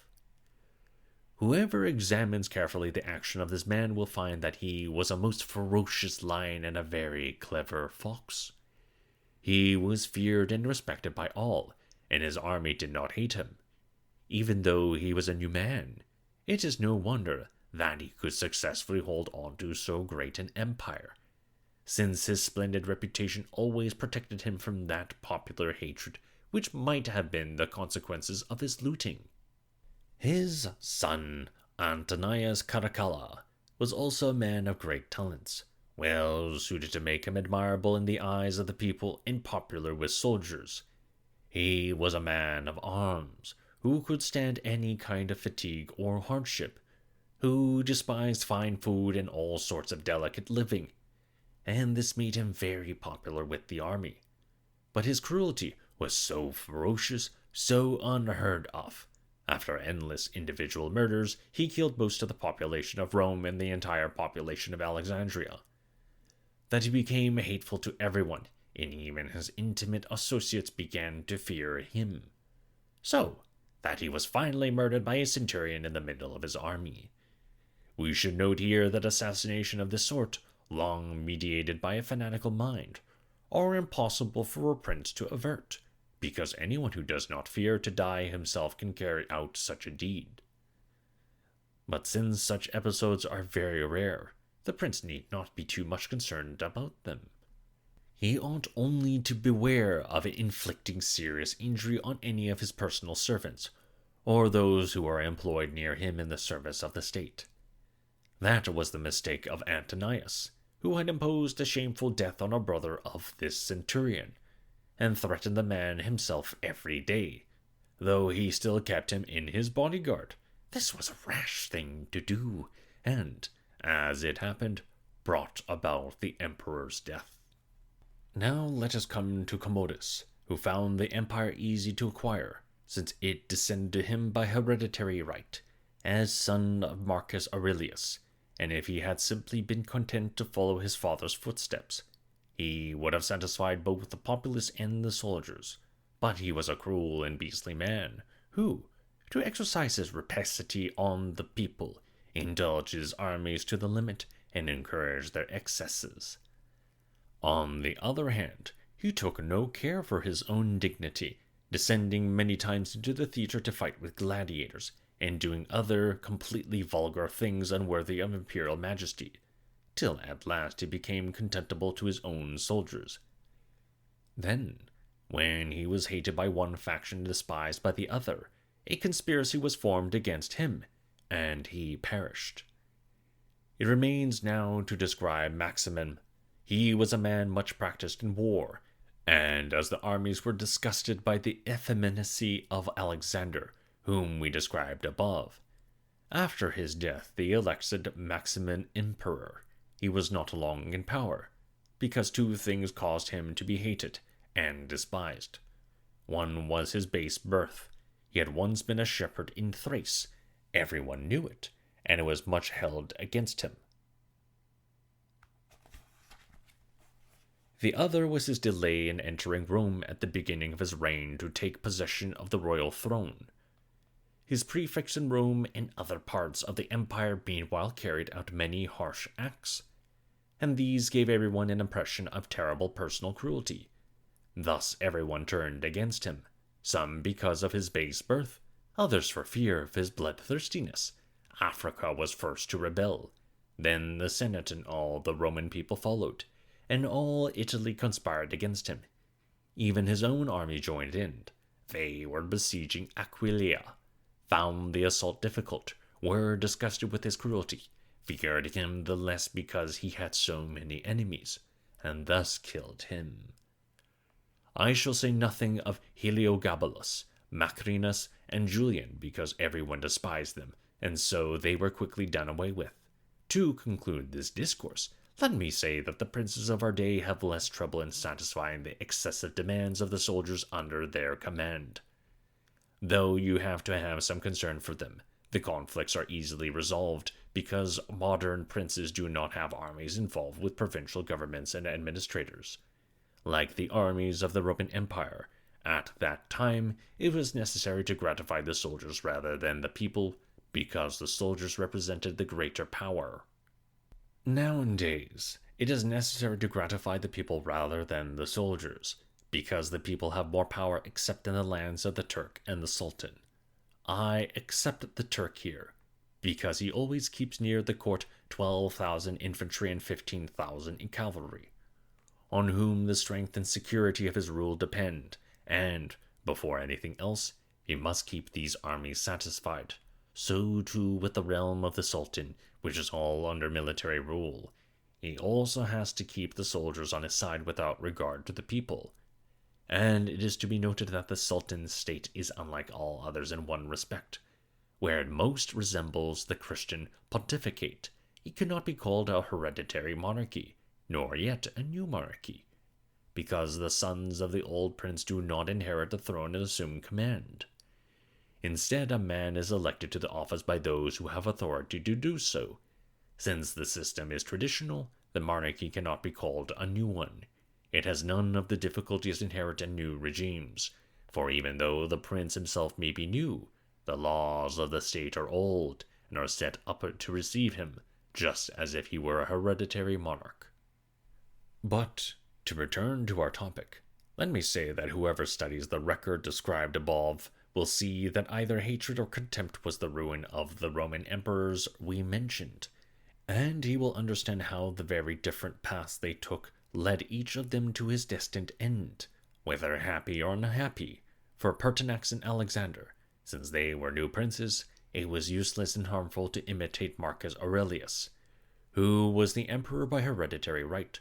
So too it would have been fatal for Caracalla, Commodus, and Maximin to imitate Severus, since they had not sufficient character, virtue, to follow in his footsteps. Thus a new prince, coming to power in a new state, cannot imitate the actions of Marcus Aurelius, nor indeed is he bound to follow after Severus, but he should take from Severus those elements of his conduct that are necessary to found his state, and from Marcus those that are useful and creditable in preserving a state already stabilized and secure. Chapter 20.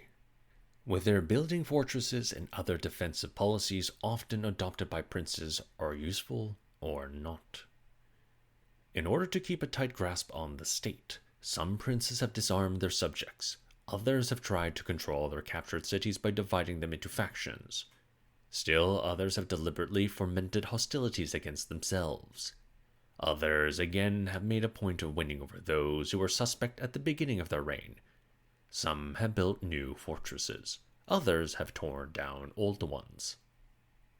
And though there is no formulating a definite rule about these many alternatives without knowing the particular circumstances of the state to be managed, still, I will discuss these topics as generally as the nature of the subject allows.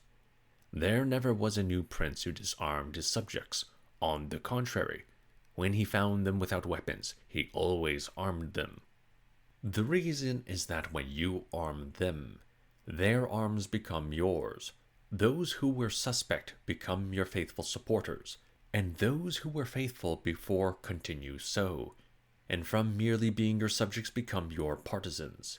Naturally, you cannot arm all your subjects, but when those whom you have armed are well treated, you can consider yourself safer from the others, those who you select for special favor will think themselves obliged to you, and the others will forgive you, judging that men deserve special rewards when they assume special risks and obligations. But when you disarm them, you begin to alienate them. You advertise your mistrust of them, which may come from your suspecting them of cowardice or treachery. Both these insinuations will raise hatred against you, and since you cannot remain unarmed yourself, you will have to turn to mercenary armies, the quality of which was discussed above. Even if they were good, they could not possibly defend you from powerful enemies and treacherous subjects.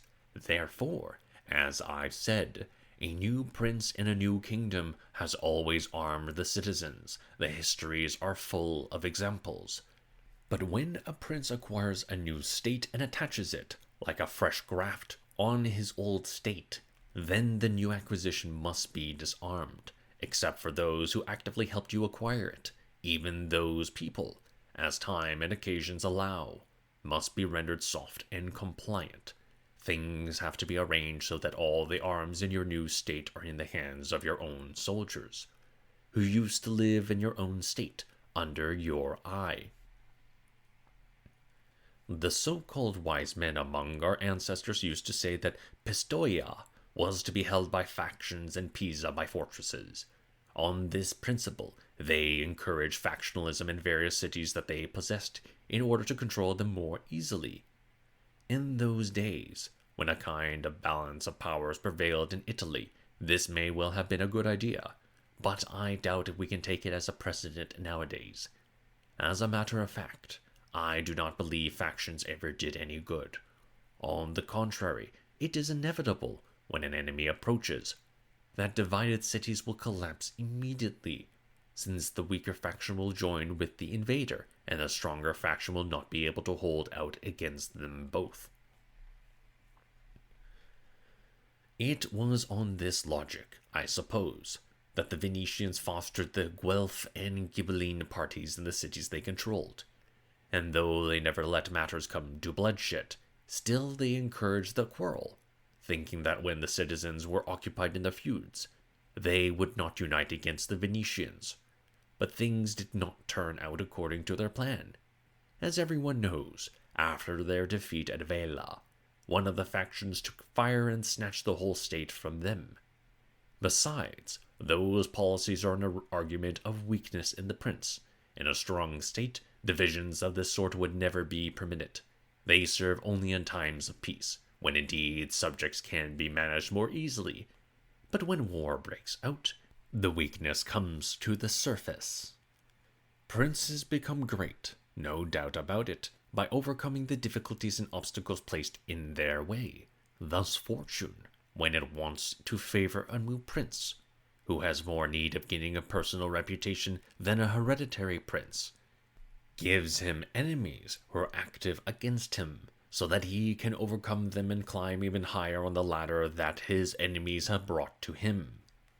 For this reason, many hold that a shrewd prince will, when he can, subtly encourage some enmity to himself, so that by overcoming it, he can augment his own reputation. Especially when they are new, princes have often found more fidelity and serviceability in men who at first were suspect than in men who originally enjoyed the royal confidence. Pandolfo Petrucci, Prince of Siena, ruled his state more with men he did not trust than with men whom he did. But there is no general rule in this matter, because it varies with circumstances. I shall say only this, that if the men who, at the beginning of a regime, are considered its enemies are in need of support to maintain themselves, the prince will have no trouble at all in winning them over. They are the more deeply obliged to serve him faithfully, because they know that only good service will cancel the bad impression he had of them.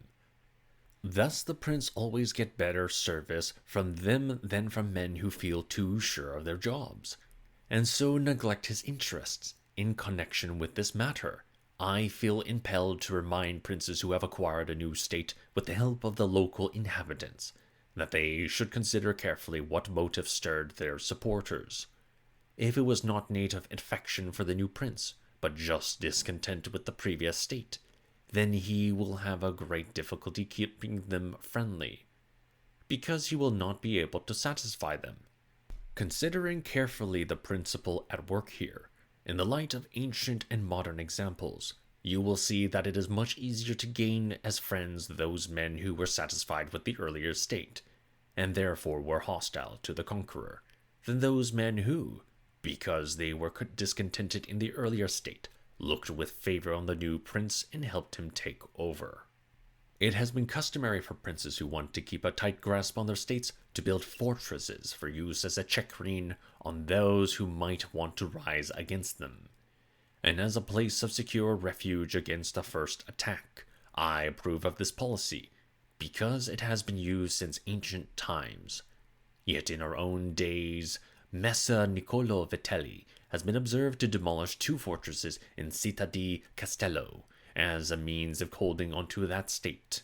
Guidobaldo, Duke of Urbino, when he returned to his kingdom after being driven out by Cesare Borgia, razed all the fortresses in the kingdom to the ground, and thought himself much less likely to lose his kingdom a second time without them. The Bentivogli did the same thing when they returned to Bologna. Thus fortresses may be used for or otherwise, according to circumstances. If they help you in one way, they hurt you another. And the matter may be summarized as follows. The prince who fears his own people more than he does foreigners ought to build fortresses. But a prince who is more afraid of foreigners than of his own people can neglect them. The castle that Francesco Sforza built in Milan has been and will be the cause of more disturbance to the house of Sforza than anything else in that state. Actually, the best fortress of all consists in not being hated by your people. However many fortresses you hold, if the people hate you, the forts will not save you, because once the people have taken up arms, they will never lack for foreigners to come to their aid. In our own day, the only prince who profited by forts was the Countess of Forli, when her husband Count Girolamo died. By taking refuge in the fortress, she was able to escape the rising of the people, hold out till aid came from Milan, and thus regain her state. At that time, there were no foreign powers around who would come to the aid of the people. But later on, her forts were of little value when Cesare Borgia attacked her, and her people in their hostility joined with the outsider. So on both occasions, it would have been safer for her if, instead of trusting to fortresses, she had managed not to be hated by her people. All things considered, then, I may approve of those who build fortresses or of those who do not, depending on the circumstances. But it is a foolish man who, because he puts his trust in fortresses, thinks he need not worry about the enmity of his people. Chapter 21. How a Prince Should Act to Acquire Reputation. Nothing gives a prince more prestige than undertaking great enterprises and setting a splendid example for his people. In our day, we have Ferdinand of Aragon, the present King of Spain. He may be considered a new prince, since from being a weak king he has risen to become, for fame and glory, the first prince of Christendom, and if you consider his actions, you will find all of them very great and some of them extraordinary. At the beginning of his rule he attacked Granada, and that enterprise was the cornerstone of his reign. For some time he carried on the siege in a leisurely way, and without any outside distractions. He kept all the barons of Castile preoccupied with it, and while they were thinking of the war, they never considered the changes he was making in the state. Thus he acquired reputation and authority over them, without their being aware of it. Money from the church and the people enabled him to recruit big armies, and in the course of this long war to build a military establishment, which has since won him much honor. Apart from this, He made use of the pretext of religion to prepare the way for still greater projects, and adopted a policy of pious cruelty in expelling the Moors from his kingdom and despoiling them. His conduct here could not have been more despicable nor more unusual. On the same pretext, he attacked Africa. He carried out a campaign in Italy, and finally he assaulted France. Thus he has always been planning and carrying out some great design, which has enthralled and preoccupied the minds of his subjects, and kept them fascinated with the outcome of his scheme. And his various projects have risen one out of the other, so that they have never allowed men leisure to take concerted action against him. It is also helpful for a prince to give special evidence of his ability in internal affairs, as we have here about Messer Bernabo of Milan. Whenever anyone did anything special affecting the state, whether for good or evil, he chose a way of rewarding or punishing him that gave rise to comment. It should be a prince's major concern in everything he does to give that impression of being a great man and possessing excellent insight. A prince will also be well thought of when he is a true friend or an honest enemy. That is, when, without any hedging, he takes a stand for one side and against another. It is always better to do this than to stand on one's neutrality. Because if two of your powerful neighbors come to blows, they are either such people that you have to fear the winner, or they are not. In either case, it will be better for you to assert yourself and wage open war, because, in the first case, when you do not take sides, you are bound to be the prey of the winner, to the pleasure and satisfaction of the loser. Then you have no excuse, nothing to defend you, nobody to take you in. A winner has no use for doubtful friends who would not support him in adversity, and a loser will not take you in because you were not willing to take your chances with him, sword in hand. When Antiochus came into Greece, brought there by the Aetolians to drive out the Romans, he sent ambassadors to the Achaeans to persuade them to neutrality. Meanwhile, the Romans were persuading the Achaeans to take up arms on their side. The matter came up for consideration in the Achaean council, and when Antiochus's envoy had spoken for neutrality, the Roman ambassador answered, "What these people tell you about not getting mixed up in a war could not be more opposed to your real interests. If you do that, whatever the outcome of the war, you will fall prey to the victors without any hope of mercy." As a general thing, anyone who is not your friend will advise neutrality, while anyone who is your friend will ask you to join him, weapon in hand. Weak-minded princes who want to avoid present dangers generally follow the path of neutrality, and generally come to grief.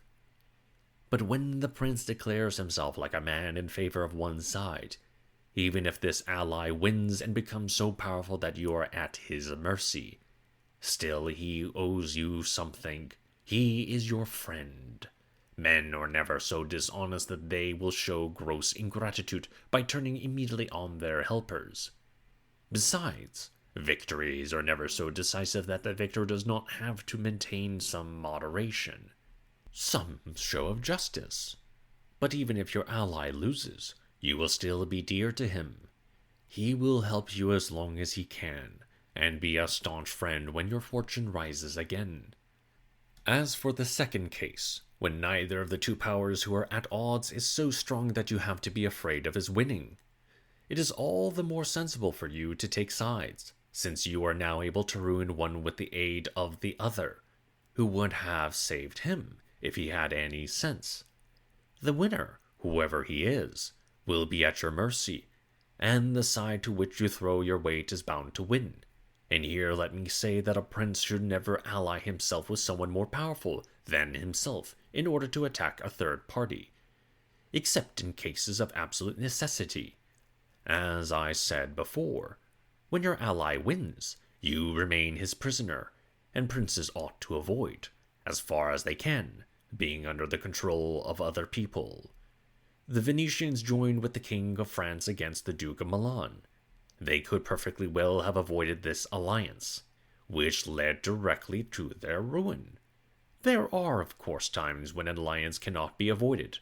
For example, the Florentines had to join in when the Pope and the King of Spain sent armies to subdue Lombardy. And then the prince must take sides, for the reasons given above. No leader should ever suppose he can invariably take the safe course. Since all choices involve risks, in the nature of things, you can never try to escape one danger without encountering another. But prudence consists in knowing how to recognize the nature of the different dangers and accepting the least bad as good. A prince ought to also show himself an admirer of talent, virtue, giving recognition to men of ability, uomini virtuosi, and honoring those who excel in a particular art. Moreover, he should encourage his citizens to ply their callings in peace, whether in commerce, agriculture, or in any other business. The man who improves his holdings should not be made to fear that they will be taken away from him. The man who opens up a branch of trade should not have to fear that he will be taxed out of existence. Instead, the prince should bestow prizes on the men who do these things, and on anyone else who takes pains to enrich the city or state in some special way. He should also, at fitting times of the year, entertain his people with festivals and spectacles, and because every city is divided into professional guilds and family groupings, he should be in word with these people and attend their gatherings from time to time, giving evidence of his humanity and munificence, yet avoiding any compromise to his dignity, for that must be preserved at all costs. Chapter 22. On a Prince's Private Counselors. Choosing his ministers is a matter of no small importance to a prince, since they will be good or bad, depending on his judgment. The first notion one gets of a prince's intelligence comes from the men around him. When they are able and loyal, you may be sure he is wise, because he knew enough to recognize their ability and command their loyalty. When they are otherwise, you can always form a poor opinion of the prince, because he made an error in his very first choice.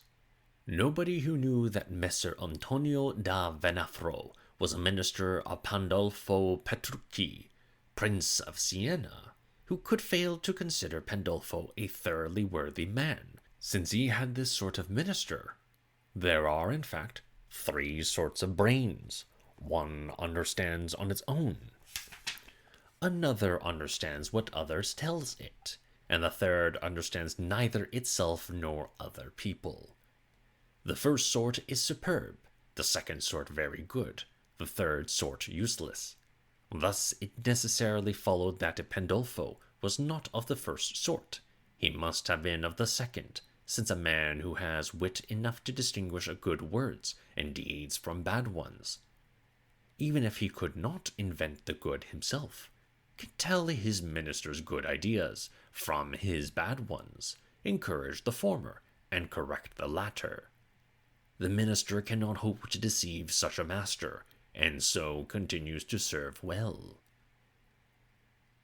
There is one way for a prince to judge of a minister that never fails. When you notice that your minister is thinking more of himself than of you, and that everything he does serves his own interest, a man like this will never make a good minister. You cannot possibly trust him. The man who holds a prince's kingdom in his hand should think, not of himself, but of the prince. He should not even be aware of anything but his master's business. And on the other hand, the prince who wants to keep his minister obedient should think of his welfare, honor him, enrich him, load him with distinctions and offices. Thus the minister will not be able to stand without the prince. The many honors will keep him from looking elsewhere for more honor. The many riches will keep him from thinking of more riches, and the many offices will give him reason to fear changes. When the prince and his minister stand on these terms, they can have complete confidence in one another, When things are otherwise, they always turn out badly, either for one or the other. Chapter 23. How to avoid flatterers. I do not want to omit an important point on which princes find it hard to avoid error, unless they are extremely prudent and choose their advisers very wisely. Courts are always full of flatterers. Men take such pleasure in their own concerns, and are so easily deceived about them, that this plague of flattery is hard to escape. Besides, in defending against flattery, one runs the further risk of incurring contempt, for there is no way to protect yourself from flattery except by letting men know that you will not be offended at being told the truth. But when anyone can tell you the truth, you will not have much respect. Hence, a prudent prince should adopt a third course, bringing wise men into his council and giving them alone free license to speak the truth, and only on those points where the prince asks for it, not on others, but he should ask them about everything, hear his advisers out, and make his decision after thinking things over, according to his own style. In dealing with his advisory councils and every member of them, he should make clear that the more freely they speak their minds, the better he will like it. But apart from these counselors, he should not listen to anyone. He should go straight to the matter under discussion and stand firmly by his decision. Any prince who behaves differently will either be subject to the importunings of flatterers, or will waver between different views of the subject, as a result of which he will be little respected. In this connection, I'd like to propose a modern example. Father Luca, a servant of Maximilian, the present emperor, in speaking of his majesty, said that he never took counsel with anyone, and never did anything the way he wanted to. The reason for this was that he went about things in a way exactly contrary to that described above. The emperor is a secretive man. He communicates his plan to nobody. He accepts no advice. But when his plans become publicly known, as they start to be put into effect, then they start to be contradicted by his ministers, and the emperor, who does not stand firmly behind his ideas, gives up on them. Thus, whatever he does one day, he undoes the next. Nobody understands what he really wants or plans to do, and there is no way of counting on his decisions even when they are made. A prince should always take counsel, then, but when he wants advice, not when other people want to give it. On the contrary, he should prevent anyone from offering him uncalled for advice. But he should also be a liberal questioner, and afterwards a patient hearer of the truth regarding whatever he has asked about it. Many people think that a prince who is considered prudent gets that reputation, not on his own merits, but because he has good counselors around him. That is completely wrong, for this is a general and unfailing rule, that a prince who is not shrewd himself cannot get good counseling, unless he just happens to put himself in the hands of a single able man, who makes all the decisions and is very annoying. In such a case, an ignorant prince might rule well, but he could not last, because in short order the counselor would take over supreme power. If he consults with several different advisers, a prince without wisdom will never get the different opinions coordinated, will never make a policy. Each of the ministers will think of his own interests, and the prince will not know how to recognize them for what they are, or how to make them pull together. Ministers are bound to act this way, because men will always turn out badly for you unless they are forced to be good. Hence, I conclude that the prince's wisdom does not come from having good policies recommended to him. On the contrary, good policy, whoever suggests it, comes from the wisdom of the prince.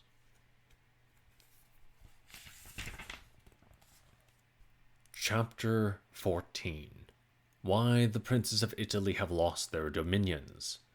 The precepts given above, if properly observed, will help a new prince appear like an old one, and quickly make him more secure and better established on this throne than if it had been for years. for the actions of a new prince are watched much more sharply than those of a hereditary prince, and when they are recognized as shrewd, virtuous, they do more to win men over and attract a deeper commitment than anything done by an established regime.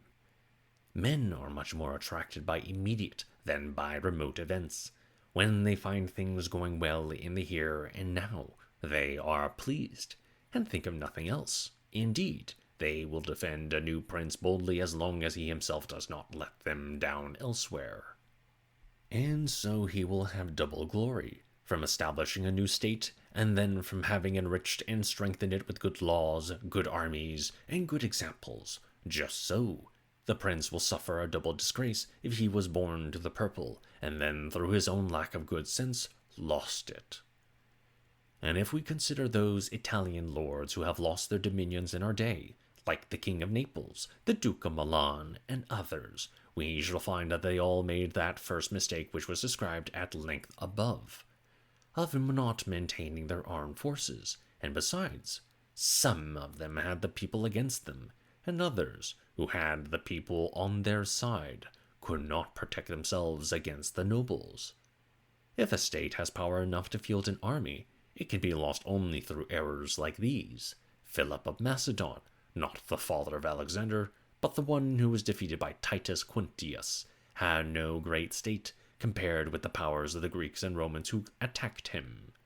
But because he was a military man who knew how to win the favor of the people and keep the loyalty of the nobles, he held out against his enemies for several years, and even though in the end he lost a couple of cities, still he kept his kingdom. Thus these princes of ours, who, after holding power for many years, finally lose it, should not blame fortune, but rather their own sloth. They never thought, during quiet times, that things could change, and this is a common failing of men. They never think of storms so long as the sky is blue. Then when the tempest breaks, their first thought is to run away, not to defend themselves. They hope that the people, when they are tired of the arrogance of their conquerors, will call them back. Maybe, when there is no other recourse, this policy will work, but to abandon other remedies for this one is complete foolishness. There is never any point in falling simply in the hopes of finding somebody else to pick you up.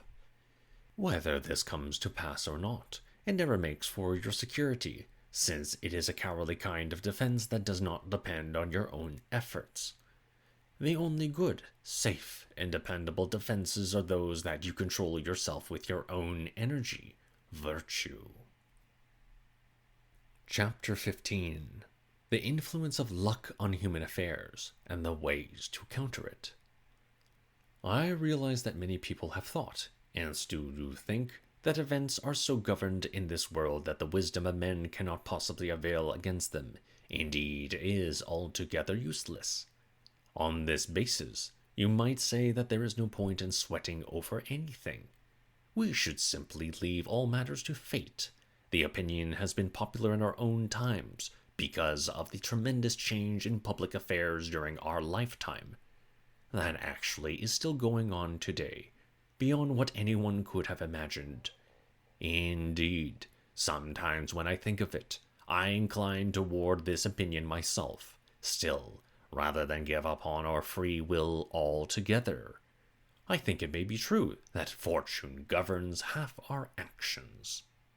But that even so, she leaves the other half more or less in our powers to control.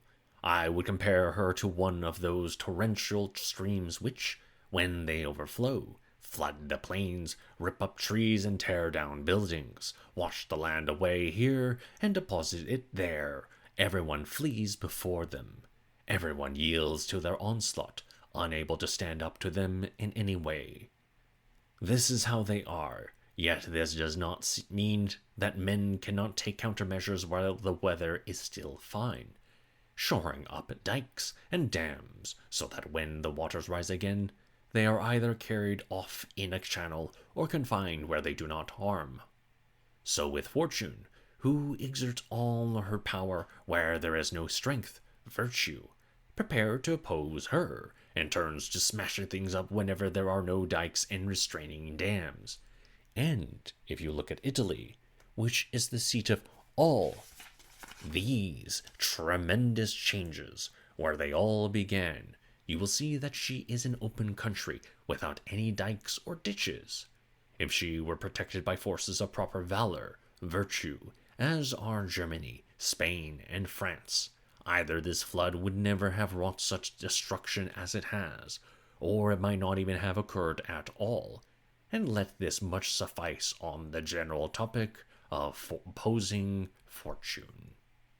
But coming now to the particulars, let me observe that we see a prince flourishing today and ruined tomorrow, and no change has taken place in his nature or any of his qualities. I think this happens, primarily, for the reasons discussed at length above, that is, that a prince who depends entirely on fortune comes to grief immediately he changes. I believe further that a prince will be fortunate who adjusts his behavior to the temper of the times, and on the other hand will be unfortunate when his behavior is not well attuned to the times. Anyone can see that men take different paths in their search for the common goals of glory and riches. One goes cautiously, another boldly, one by violence, another by stealth, one by patience, another in the contrary way. Yet any one of these different methods may be successful. Of two cautious men, one will succeed in his design, the other not. So too, a rash man and a cautious man may both succeed, though their approaches are so different, and this stems from nothing but the temper of the times, which does or does not accord with their method of operating. Hence two men proceeding in different ways may, as I have said, produce the same effect, while two men proceeding in the same way will vary in their effectiveness, one failing, one succeeding. This too explains the variation in what is good, for if a prince conducts himself with patience and caution, and the times and circumstances are favorable to those qualities, he will flourish. But if times and circumstances change, he will come to ruin unless he changes his method of proceeding. No man, however prudent, can adjust to such radical changes, not only because we cannot go against the inclination of nature, but also because when one has always prospered by following a particular course, he cannot be persuaded to leave it. Thus the cautious man, when it is time to act boldly, does not know how, and comes to grief. If he could only change his nature with times and circumstances, his fortune would not change. In everything he undertook, Pope Julius proceeded boldly, and he found the times and circumstances of his life so favorable to this sort of procedure, that he always came off well. Consider his first campaign against Bologna, when Messer Giovanni Bentivogli was still alive. The Venetians were unhappy with it, and so was the King of Spain. He held conversations about it with the French, but Julius, with his usual assurance and energy, directed the expedition in person. His activity kept the Spanish and the Venetians uneasy and inactive. The former were afraid, and the latter thought they saw a chance to recover the entire kingdom of Naples.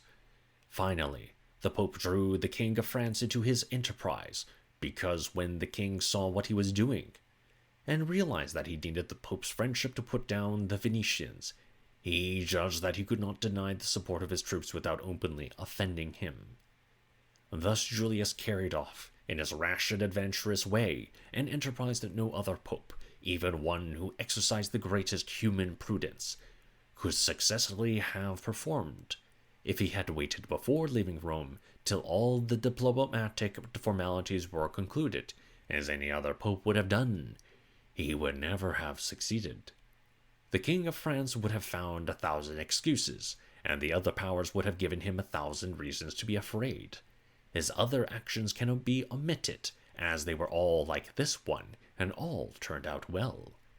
The shortness of his life prevented him from having the opposite experience, but in fact, if circumstances had ever required him to act cautiously, he would have been ruined at once. He could never have varied from the style to which nature inclined him. I conclude, then, that so long as fortune varies and men stand still, that they will prosper while they suit the times, and fail when they do not. But I do feel this, that it is better to be rash than timid, for fortune is a woman, and the man who wants to hold her down must beat and bully her. We see that she yields more often to men of the stripe than to those who come coldly towards her.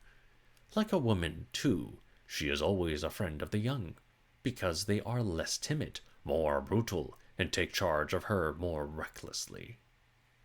Chapter 26. An exhortation to restore Italy to liberty and free her from the barbarians. Considering, therefore, the matters discussed above, I ask myself whether at present the hour is ripe to hail a new prince in Italy, if there is material here that a careful, able, virtuoso leader could mold into a new form which might bring honor to him and benefits to all men, and I answer that all things now appear favorable to a new prince, so much so that I cannot think of any time more suitable than the present. And if, as I said above, it was necessary to bring out the power, virtue of Moses, that the children of Israel should be slaves in Egypt, and if, to know the magnanimity of Cyrus, it was necessary that the Persians be oppressed by the Medes, and for Theseus's merit to be known, that the Athenians could be scattered, then, at the present time, if the power, virtue, of an Italian spirit is to be manifested, it was necessary that Italy be reduced to her present state, and that she be more enslaved than the Hebrews, more abject than the Persians, more widely dispersed than the Athenians, heedless, orderless, beaten, stripped, scarred, overrun, and plagued by every sort of disaster. And though one man recently showed certain gleams, such as made us think he was ordained by God for our salvation, still we saw how, at the very zenith of his career, he was deserted by fortune. Thus Italy, left almost lifeless, waits for a leader who will heal her wounds, stop the ravaging of Lombardy, end the looting of the kingdom and of Tuscany, and minister to those sores of hers that have been festering so long. Behold how she implores God to send someone to free her from the cruel insolence of the barbarians. See how ready and eager she is to follow a banner joyously, if only someone will raise it up. There is no figure presently in sight in whom she can better place her trust than your illustrious house, which, with its fortunes and its merits, virtue, favored by God and the church of which it is now the head, can take the lead in this process of redemption. The task will not be too hard if you keep your eye on the actions and lives of those leaders described above. Men of this sort are rare and wonderful, indeed, but they were nothing more than men, and each of them faced circumstances less promising than those of the present. Their cause was no more just than the present one, nor any easier, and God was no more favorable to them than to you. Your cause is just, for war is justified when it is necessary, and arms are pious when without them there would be no hope at all. Everyone is eager, and when there is such eagerness there can be no great difficulty. If you imitate the methods of those I have proposed as examples, apart from this, we have experienced extraordinary, unexampled leadings from God in this matter. The sea has divided, a cloud has shown the way, a stone has yielded water, manna has rained from heaven. All things point toward your greatness. The rest is up to you. God will not do everything, lest he deprive us of our free will and a part of that glory which belongs to us. There is nothing surprising in the fact that none of the Italians whom I have named was able to do what we hope for from your illustrious house. No reason even for wonder if, after so many revolutions in Italy and so many military campaigns, it seems as if military manhood, virtue, is quite extinct. The reason is simply that the old methods of warfare were not good, and no one has been able to find new ones. Nothing does so much honor to a man newly risen to power as the new laws and rules that he discovers. When they are well grounded and have in them the seeds of greatness, these institutions make him the object of awe and admiration. In Italy, there is no lack of material to be given new forms. The limbs of the nation have great strength, virtue, so long as the heads are not deficient. Only look at the duels and tourneys where a few men are involved, and you will find that the Italians excel in strength, in dexterity, in mental agility. But when it is a matter of armies, they don't stand the comparison. This all comes from the weakness of the heads, because those who know what they are doing cannot enforce obedience. Each one thinks he knows best, and there has not been any one hitherto who has raised himself, by strength, virtue, or fortune to a point where the others would yield to him. This is the reason why, for a long time, in all the wars waged over the last 20 years, whenever an army composed of Italians took the field, it showed up badly. Among the examples of this are, first, the Taro, then Alexandria, Capua, Genoa, Vela, Bologna, and Mestre. If, then, your illustrious house is to follow the example of those excellent men who redeemed their native lands, you must first of all, before anything else, provide yourself with your own armies. That is the foundation stone of any enterprise, and you cannot possibly have more faithful, more reliable, or better soldiers than your own. And though each may be a good man individually, they will be even better as a group when they see themselves united behind a prince of their own, who will support and reward them. It is necessary to build up an army of this sort, if you are to defend yourself with Italian valor, virtue, against foreigners. Doubtless the Swiss and Spanish infantry have fearful reputations, yet they are both deficient in ways that will allow a third force, not only to withstand them, but to feel confident of overcoming them. The Spaniards cannot stand up against horsemen, and the Swiss are bound to crumble when they meet in battle enemies who are as stubborn as they are. We have seen this, and know by experience that the Spaniards could not hold up against French cavalrymen, and the Swiss were caught up by Spanish infantry. This last theory was not been completely tested, but we had a sample at the Battle of Ravenna, where the Spanish infantry came up against battalions of Germans, who are organized in the same way as the Swiss. The agile Spaniards, with the help of their spiked shields, got under the pikes of the Germans, or between them, and were able to stab at them without being in any danger themselves. If it had not been for the cavalry that charged them, the Spaniards would have eaten them all up. When you know the faults of these two infantries, you can set up a third sort, which will stand up to cavalry and not be afraid of infantry. This can be done by raising new armies and changing their formations, such new inventions as they give a new prince the reputation of a great man. The occasion must not be allowed to slip away. Italy has been waiting too long for a glimpse of her Redeemer. I cannot describe the joy with which he will be greeted in all those districts which have suffered from the flood of foreigners, nor the thirst for vengeance, the deep devotion, the dedication, the tears, that will greet him. What doors would be closed to him? What people would deny him obedience? What envy could oppose him? What Italian would refuse allegiance? This barbarian occupation stinks in all our nostrils. Let your illustrious house, then, take up this task with that courage, and with that hope which suit a just enterprise, so that, under your banner, our country may become noble again, and the verses of Petrarch may come true. Then virtue boldly shall engage, and swiftly vanquish barbarous rage, proving that ancient and heroic pride in true Italian hearts has never died.